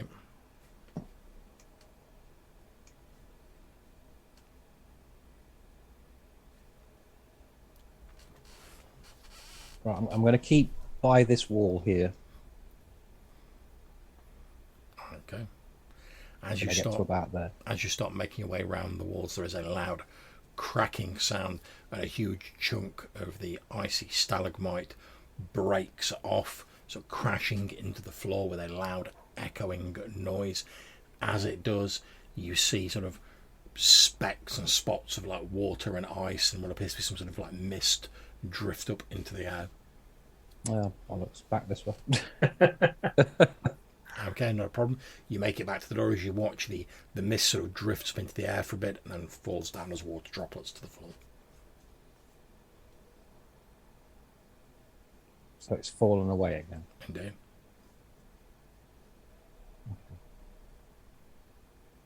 Right, there's something in the ice in there. And when you step through, it starts to turn into a mist. Did you see any other exits in the room? I couldn't see. I didn't find it. I got halfway along the wall before it started to decide to come out again, but then it went away when I left. Or maybe leave that and see if we've got another option first. If I step into this room, does anything happen? Okay, you step into the room. Nothing obvious happens to bedevil you or cause you any difficulties. Okay. And there's no other obvious exits from the room, is there? Not that you can see. Okay. You have a quick glance around, you don't see any obvious exits. There was obviously the double doors in the original staircase room. Yeah.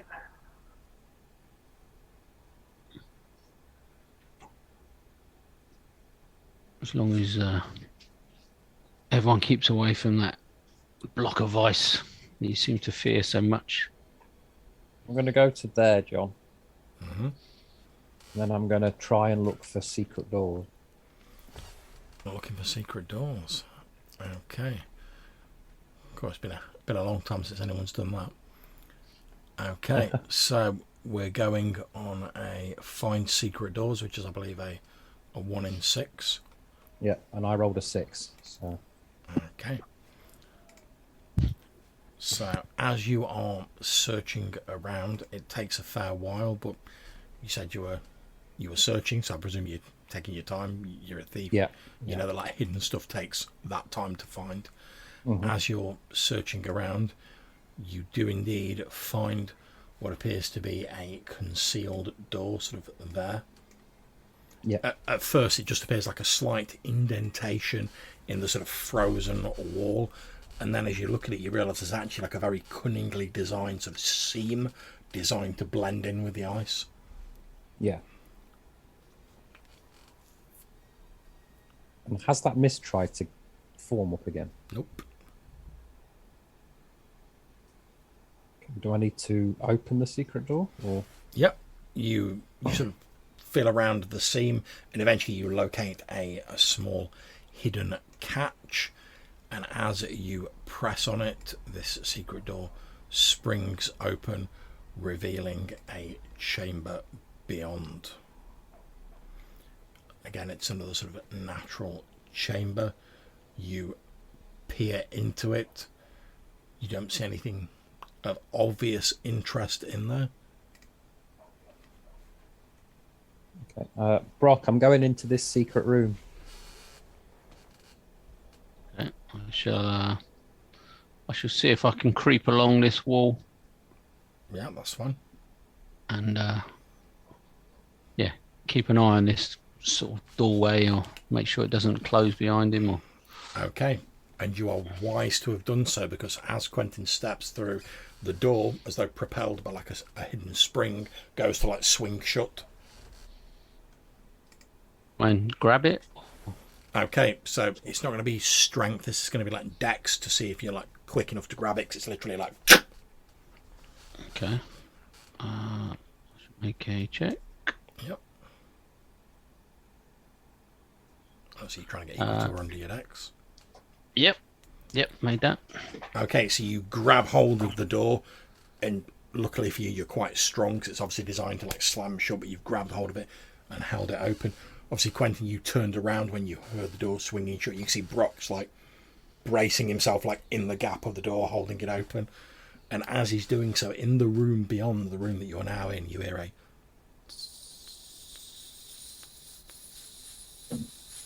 I'll get back out of there so we can get hell out of this room.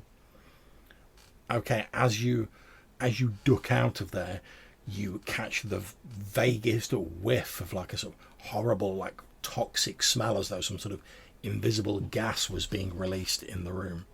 Quentin like dives back through the door. Brock. Close it. I'll just step back out of the room and just let it. Yeah, you let Spring. it go. The door slams shut, and the of the poisonous gas is cut off as it is contained in the room.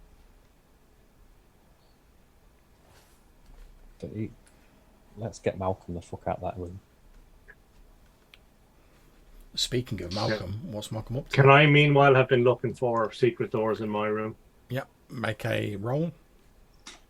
Okay. So I've gotten a 5, which is a success for me because I'm an elf. Indeed, you are. Okay, so as you're searching around, you also find a similarly concealed door in the far wall of the chamber that you're exploring. again camouflaged to fit in with the ice that surrounds it.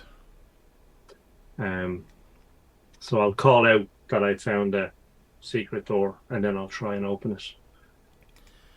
Okay, yeah, not a problem. It doesn't. It's a little bit stiff because it's like slightly frozen, but you do manage to open it, and you see into another natural chamber beyond. However, on the floor of this chamber, you can see what appear to be 3 coffins. Okay. Yeah, with the shout of Malcolm just saying that, I'm going to run back through after the experience of the last one. Shout and be careful, the door's not trapped. I think I found the vampires. Set fire to them. Did Weimar had some spikes? Did he not? We could try and We've got some steaks. spike the door open. Yeah, I have steaks too. And garlic. Got garlic, silver, steaks, oil.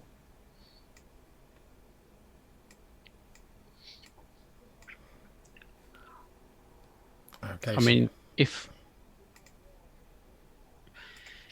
we were to try and were the steaks on the steaks? Were the coffins on the floor? Did you say, John? Indeed, they are. Yeah. I wonder if we could sort of almost contain them inside it and try and drive a stake through the coffin in the off chance there's something in there without even having to open them. I don't know if that would work. Or try and keep them in there and set fire to it or something.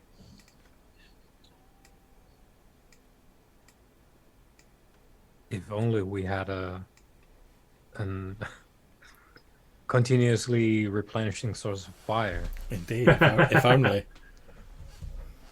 Yeah, I mean, you can obviously set fire to it, but is that going to do the necessary?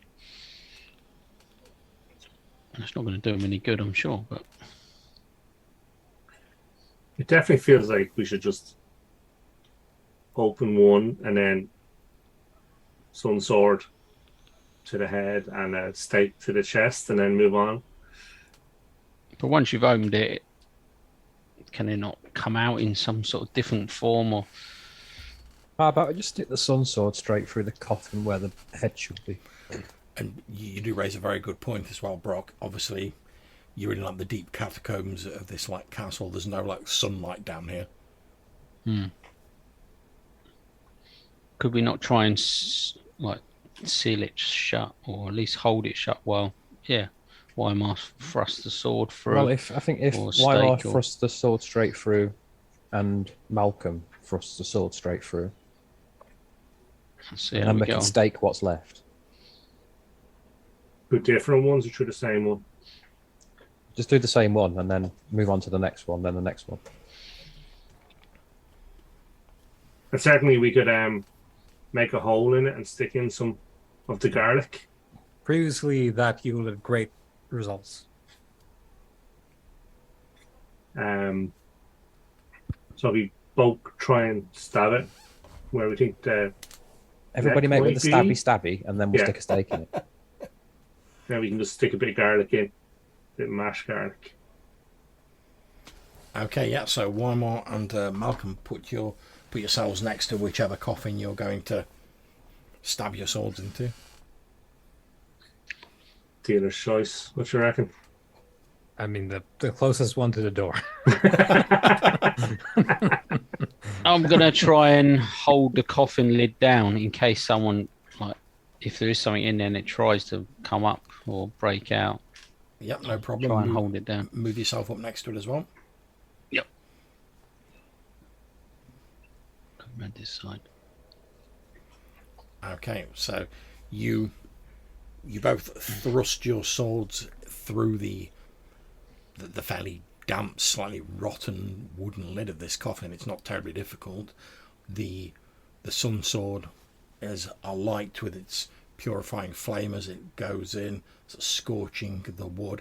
You hear an ear-piercing scream of pain from inside the coffin, and the coffin sort of starts moving a little bit as whatever's inside is thrashing about, but you've got Brock like holding the lid down, and this thing's being like stabbed by 2 enchanted swords, so it's not really at its best, shall we say. So what I'm going to do now is I'm going to make a d6 roll to see whether the screaming of this wakes the inhabitants of the other coffin. So it'll be a 1 or 2 on a d6. No, it doesn't wake them. So yeah, after a few moments of you like thrusting your swords into this, a faint wisp of smoke so starts seeping out through the 2 holes that you've made in the top with the swords, and the screaming dies away.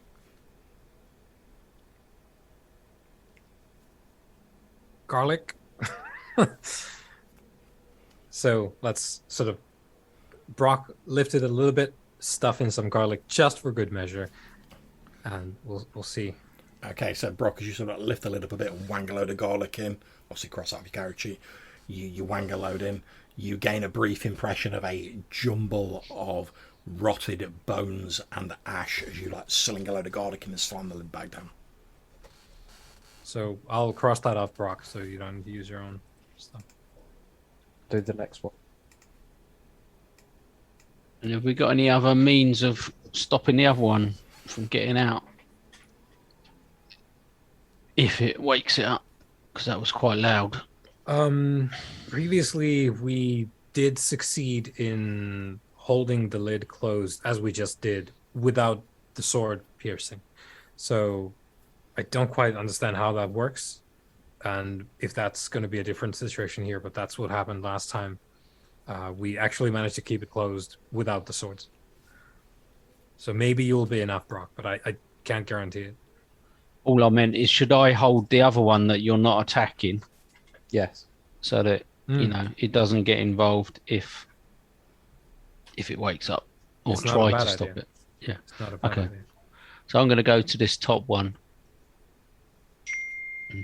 If there isn't any reaction, then I'll come back, Okay. to you guys.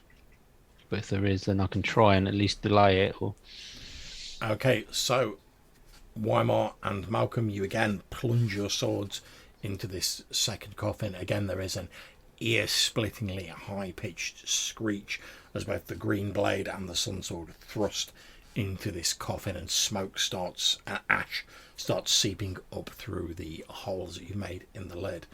Brock, can you make me a strength check, please? let's try that. Oh, a 4. Nice. Okay, so obviously the coffin that Weimar and Malcolm are like thrusting the sword into also starts thrashing around, but they've pretty much like dealt with that. However, the coffin that you're sort of by suddenly starts to like thrash around. You hold the lid on, you're sort of putting all your weight on top of it, and then the coffin you're holding goes very still, and you notice from under the edges of the lid of the coffin, a mist starts to seep out of the coffin. Holy water at it. Well, the mist. Yes. Okay. Yeah, I shall use that. What is it called? Bosun's balm, or whatever the holy water concoction that I've been carrying. The breath of truth.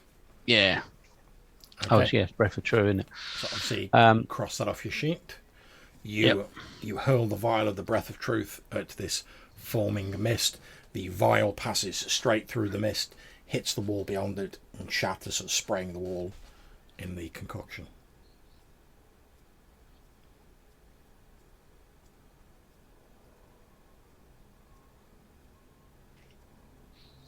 It has no noticeable effect on the mist. So, something's seeping out of this coffin while the others are hacking at this, or stabbing at this coffin. I'll step back and sword drawn, and sort of watching to see if it forms into a different form or if it moves away. Okay. And indeed, as you rightfully surmised as the rest of you watch, behind Brock, the mist suddenly gathers up into the form of a faint Nosferatu-like figure wearing all black clothes with elongated fingers, each with an extra digit on it, a bold, pallid head with just a few wisps of grey hair, and large, protruding fangs. In less than a split second, it gathers up and forms behind Brock, and then lunges at its neck with its fangs and its talons. So I'm going to make a roll for that. Let's see, what's its plus? So that's an 18. Is that enough, Brock? It's exactly 18, yeah. Okay. So you take 9 hit points of damage from this thing, and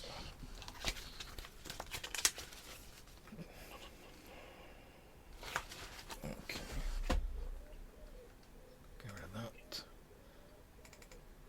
And also, as it bites into you, you lose 3 points of constitution as you feel its fangs sort of bite into your muscular neck and its claws grab hold of you, almost like a grotesque parody of an embrace as it grabs you and sinks its fangs in.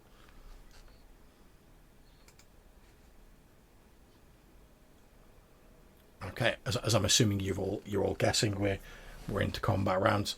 We are going to do initiative in this one because obviously it's important. So if one of you wants to roll me a d6, I'd suggest Brock, because you're in the sort of firing line. Okay. I'm on a 5. Oh, no, 1. Okay, so it's going to go first, so it's going to attack you again, unsurprisingly. That is more than it got last time, so that will hit. So you take 5 hit points of damage, and you lose 3 constitution again. Is this permanent or possibly? You would get your this ability score loss would return after like a day's rest. Like okay, so I'll note it down. But I'm losing hit points. I take it if you lost constitution bonuses. If you no, you wouldn't. You just lose the constitution. Oh, okay. It's just basically that obviously if you get no matter how hard you are, you're only going to have like 18 in your attribute. So if you lose all of that, obviously you're still just as dead as if you'd lost your hit points. Yeah. So rather than the level drain it makes them more dangerous in the short term. But if you can get rest, you can recover rather than having to like slog your way back up to regain the XP to get your levels back. But yeah, you guys can see this thing as it's sort of like it's basically pulling Brock tighter towards it. It's like behind him. You can just see its head over his shoulder with its 2 large fangs sank into his neck. Like Brock's going like quite pallid and sort of like a little bit drained, as though it's like sucking the very life essence out of him. Over to you guys. Am I able to gather myself to make an attack on it? Yeah, the sort of it grabbing you and draining your blood is just like the flavour text. You can still move and do your attacks and whatnot. Okay. So yeah, I'm going to try and plunge my sword back through it. 17. Is that enough? That is exactly what you need to hit him. Ooh, okay. And that is 4 damage. Okay, not a problem. So you stab sort of under your arm with your sword. You feel it bite into the creature, causing a minor wound to it. It sort of hisses and like pushes you away, sort of like relinquishing its grasp on you as it's trying to just sort of like get you away from it because you just stabbed it. Yeah. And you sort of stumble forwards, feeling a little bit weaker from the vitality that's been drained from you. Who's next? I'll go next. I'll just move in and swing my green blade. I'm presuming this is not a shapeshifter either. It is a shapeshifter. Vampires can shift shape. Oh, okay. Awesome. Okay, so that is... In fact, you guys are probably like the ideal team to actually take on vampires because they're shapeshifters and they're undead. You say that, but I'm not sure I'm after hitting. 16 is a miss, is it? Yeah, 17 needed to get it. Okay. Okay, so you lash out at it with the green blade, but it seems to flow backwards with an eerie gracefulness, avoiding your blows. Okay, Weimar. Obviously, you've seen all this unfolding. Speaking of eerie grace, I roll over this coffin like it was the front of a car. Nice. Shabbily land on the other side, get my sword out, and sort of like run forward with a stabbing motion towards the vampire. Now, I think this might be the undead kind of vampire, John. Oh yeah, most definitely. It's not one of those faux like science vampires. It's a proper old school vampire. These ones don't sparkle. That's it. Yeah, this one is like duotoned. It's just, black and white. No. Right. So things come into play now that it's undead. Okay, we got that, and then we've got the juiced up gauntlets. We've got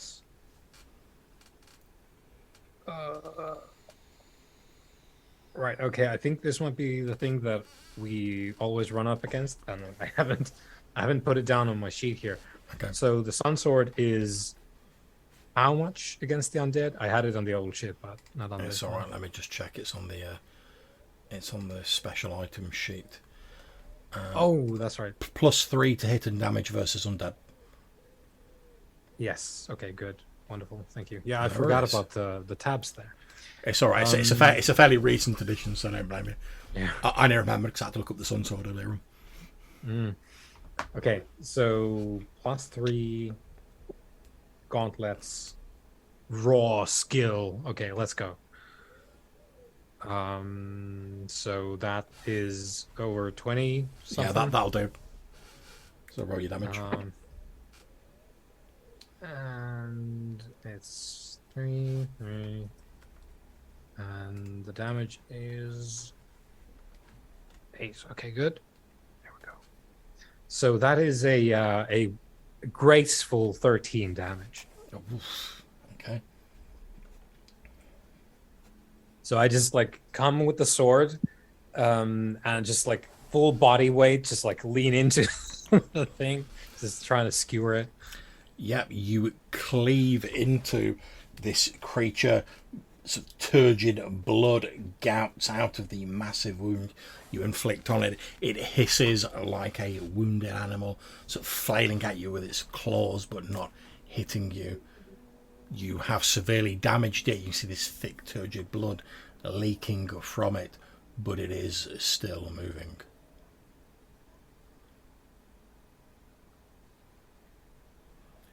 Okay. Quentin, I believe you're the only one left.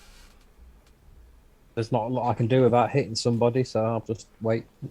Okay, no problem. So, next round, one of you guys, Rock, do you want to roll for initiative again? I'm on a 6. Oh, 5.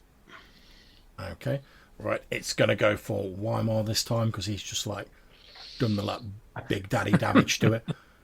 New challenger has arrived. That's it, player 2 has entered the game. Okay, that is over 20. Yep, that'll be a tag. Okay, so you take 7 hit points of damage. You also lose 4 constitution. That is many constitution. Indeed. Oh boy, I'm gonna need to dig up the stat. And as it rakes you with its claws and you feel your life sort of ebbing away, it hisses at you under its breath and says, "You are already too late. The Scarlet Emperors will arise."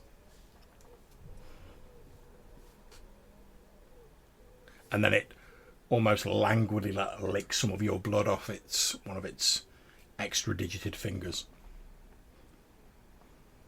So,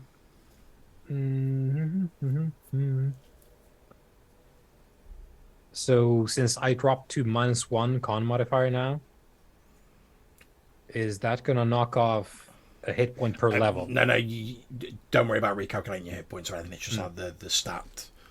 Right. So, okay. so as long as you've got as long as you're not into minus con, you're good. Yeah, no, that's fine. But I was about to say that almost one shot me from full health if it drops the. If you lose attribute bonuses for the purposes of this, you don't have to recalculate anything. Yep. It's just basically another sort of measure of how much damage you're taking. Yep, good. Okay. Well, not good, but still alive. Better than the alternative. Okay, so it's on to you guys.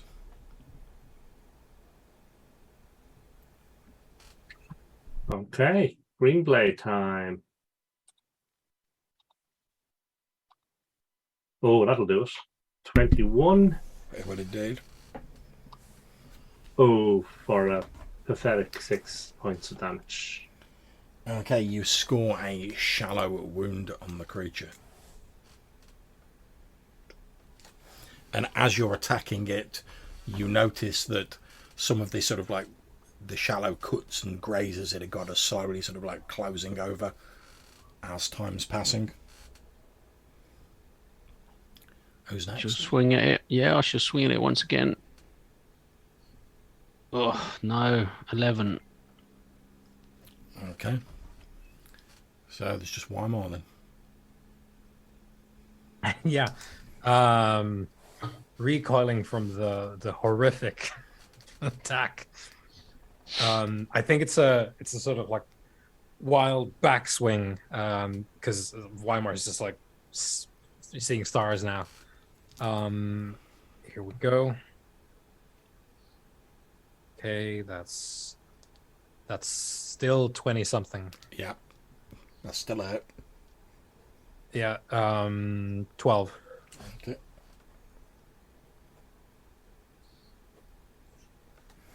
Okay, you again score a vicious blow to this creature.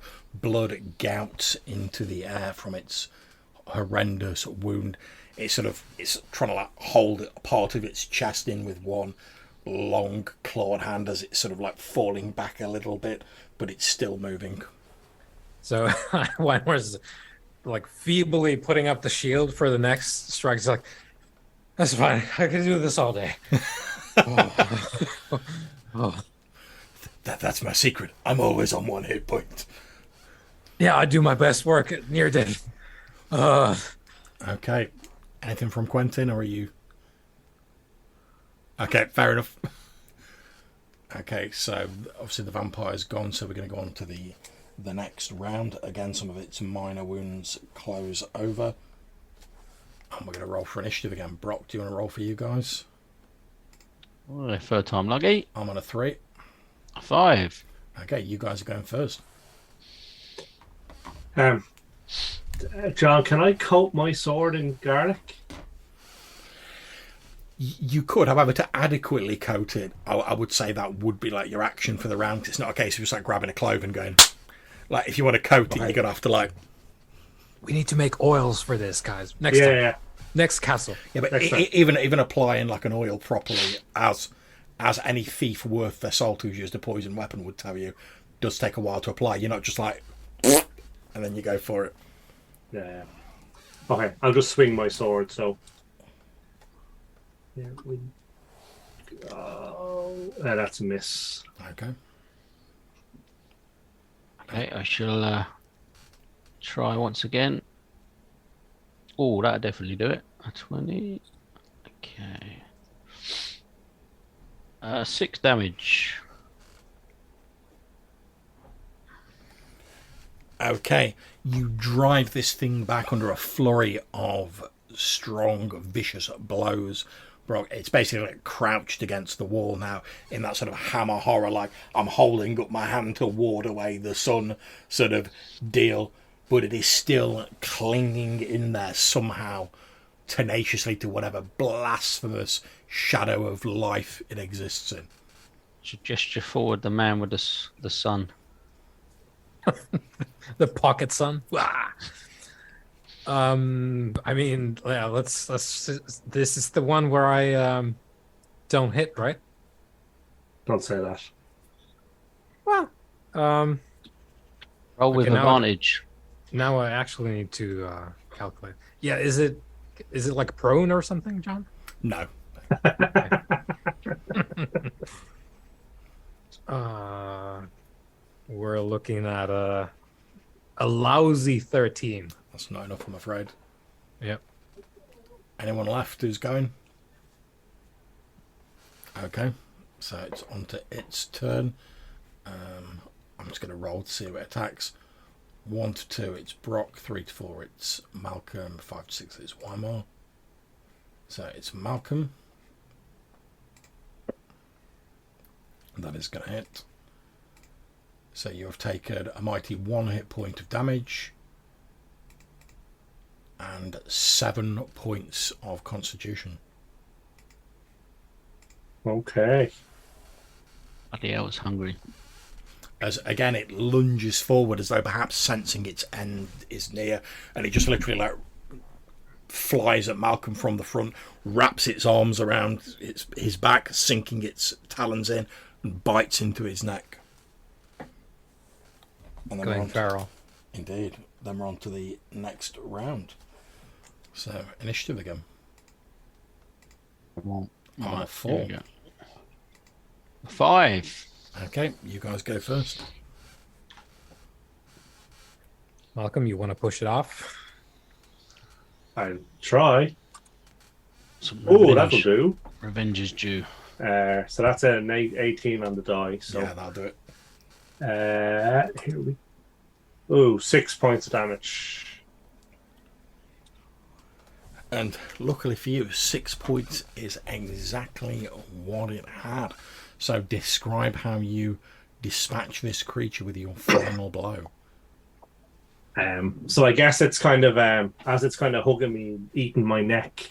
I'm just kind of around the back, just jabbing it into it. I'm hugging it back with my sword. Okay, And so it's just bleeding out. as you're sort of stabbing it, its flesh and its body starts to decompose and age rapidly, crumbling to dust as it sort of like almost like slumps forward on you as it's falling to pieces, as the weight of years finally catches up with it. The last thing it does before it crumbles into dust and just collapses to the floor, its head sort of like next to your ear, Malcolm, where it's been biting into your neck, and you just hear a faint sort of gurgled voice, and it's like, "His woman is already gone." And then it just like crumbles to dust as its jawbone drops off and it falls to the ground as a collection of mouldering bones and ash.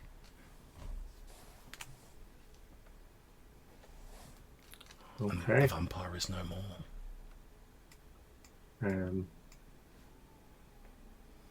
Okay, so I think could drop some garlic on it and step on it for good measure. Yep. Sprayed with the juice. Yeah, not a problem. You like scatter ninja star cloves of garlic onto its corpse and like stamp what few remaining bones there are into a fine powder. Yeah. Caltrops? No. Cloves of garlic. And I guess we'll open all the coffins and make sure the other two are dead and that there's Yeah, nothing. you open the other 2 coffins that you've like wanged garlic in, etc., and you just see again like a thin coating of ash and the odd sort of slightly recognisable chunk of bone. Okay. Okay.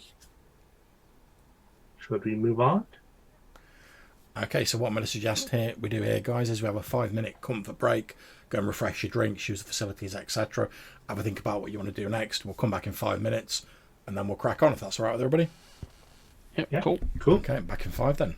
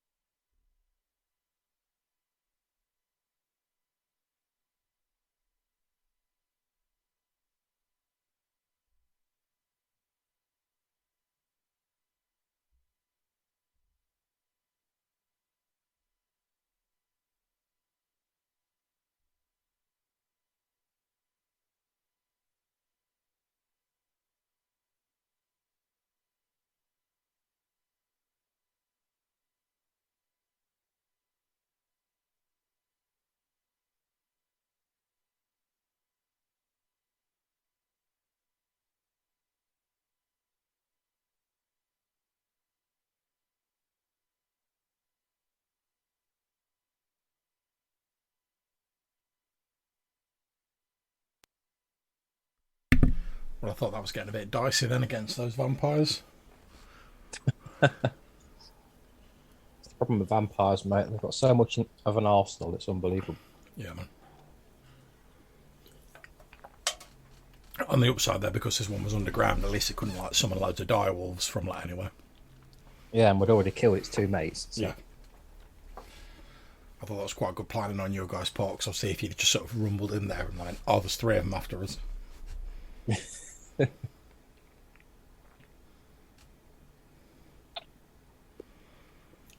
Okay then, guys. So you have finished off the 3 vampires. They are now naught but ash and crumbled, corrupted bone. What do you want to do next?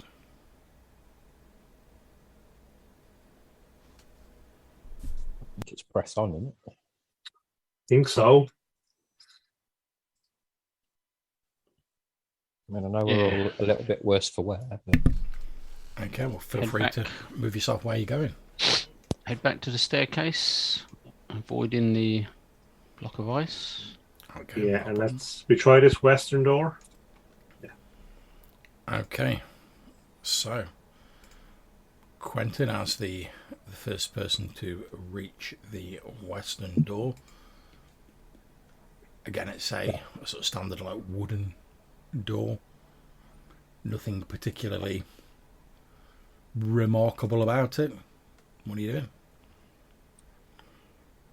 I will have a listen, Okay, make your roll. or at least attempt to have a listen.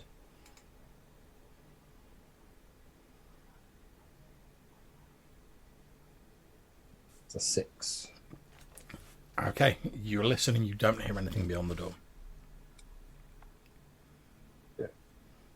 So I'll slowly give it a push Okay. as soon as all the party's in the same area.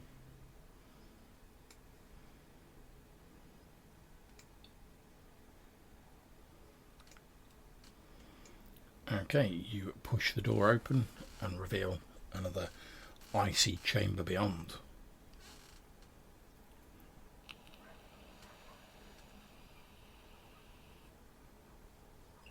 All right, I'm going to check this door for traps. Okay, not a problem. That would be a rumor trap, so make your roll. Let me know if you succeed. Nope. Okay, you don't find any obvious traps on the door. Takes you a few minutes of searching. Well, we know what happened last time, Brock, so I'm going to go through this door, and if that one springs shut, you just grab hold of it. Okay, I shall prepare myself Okay, in case such an event should happen. so Quentin, you step through the door and you hold your breath for a few moments, wary of what happened previously, but the door does not slam shut. There is no hissing of gas. Nothing appears to menace you. Okay. I will now check the floor for traps. Okay, again, make a room straps roll. Or you Nope.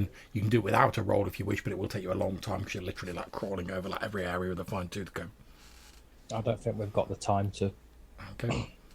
given the fact that the barbarian army was a bit worse for wear last time. And speaking of which, Brock, can you roll me a d6? 6. Okay, so although it is unseen by you guys down in the depths, the fury of the Ice Walkers to this evil arcane bedevilment, this witchery that has been used against them, has spurred them to greater heights of heroism and violence. And they have now started to break out of the encirclement that the undead army had trapped them in, and they've started to break through that wall, making a beeline for the commanders, the sorceress lieutenants of the undead horde. But you can't see any of this because you're down in the basement level. I feel it. I sense it. Indeed. Perhaps you sense a subtle change in the wind. The drums. Drums in the deep. Well, outside. Yeah. I'm going to cross the room, John, to this door. Okay. Okay, as you cross to the door, there is suddenly a creaking noise and a pit opens up underneath you, dropping you down into it. Nice.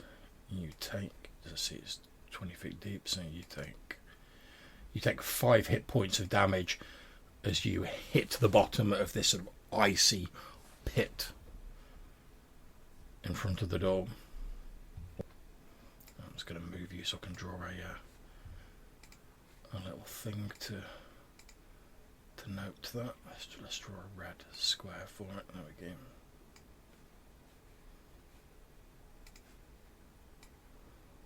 Obviously you can climb back out of it, it's not that deep.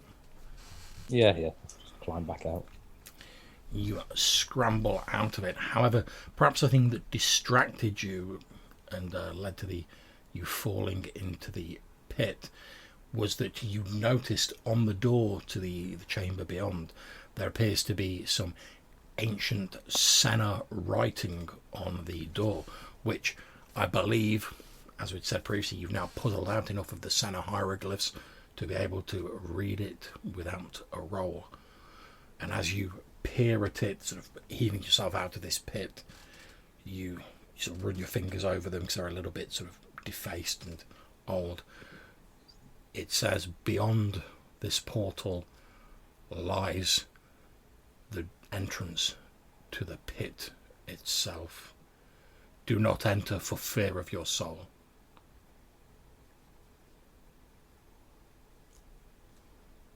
A literal pit from a pit. There's a Senna writing on the door, Malcolm. Says, Okay. do not enter. Let's head home, so. So, yeah, basically, we're heading into an even bigger pit.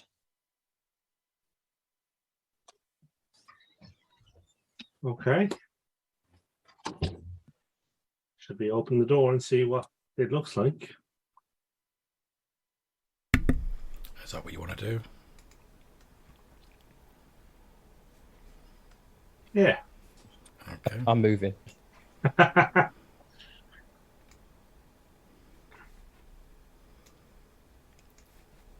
So you open the doorway to a chamber beyond, a long frozen chamber, and as you look to the left as you walk through the door, Quentin, you see again a large black yawning cavernous abyss in the centre of the room. But as you open the doorway, the first thing that you notice is the sound of almost monastic chanting sort of drifting towards you, and you see 3 vampiric pale creatures dressed all in black, but this time robes, each of them holding a curved sacrificial dagger, sort of chanting and raising their hands and making strange gestures at the sides of the pit. And on this one here that I've just moved, you can see lying at the feet of that vampiric creature is none other than the body of Lan Revar. And as they chant, you notice what appear to be motes of blood red light sort of zooming up out of the abyss, rather like that bit in Ghostbusters where you see the building and all the lights are going up into the air. And each time they chant, one of these motes of light zooms out of the abyss and hits the body of Lan Revar, seeming to be absorbed into her form, and her body shakes as though undergoing some sort of spasms. I'm going to throw the assassin blade at the one with Lan at its feet. Okay, not a problem. Make your ranged attack roll. Yeah. Does it count as a sneak? Yes, very much so. That's fine, then.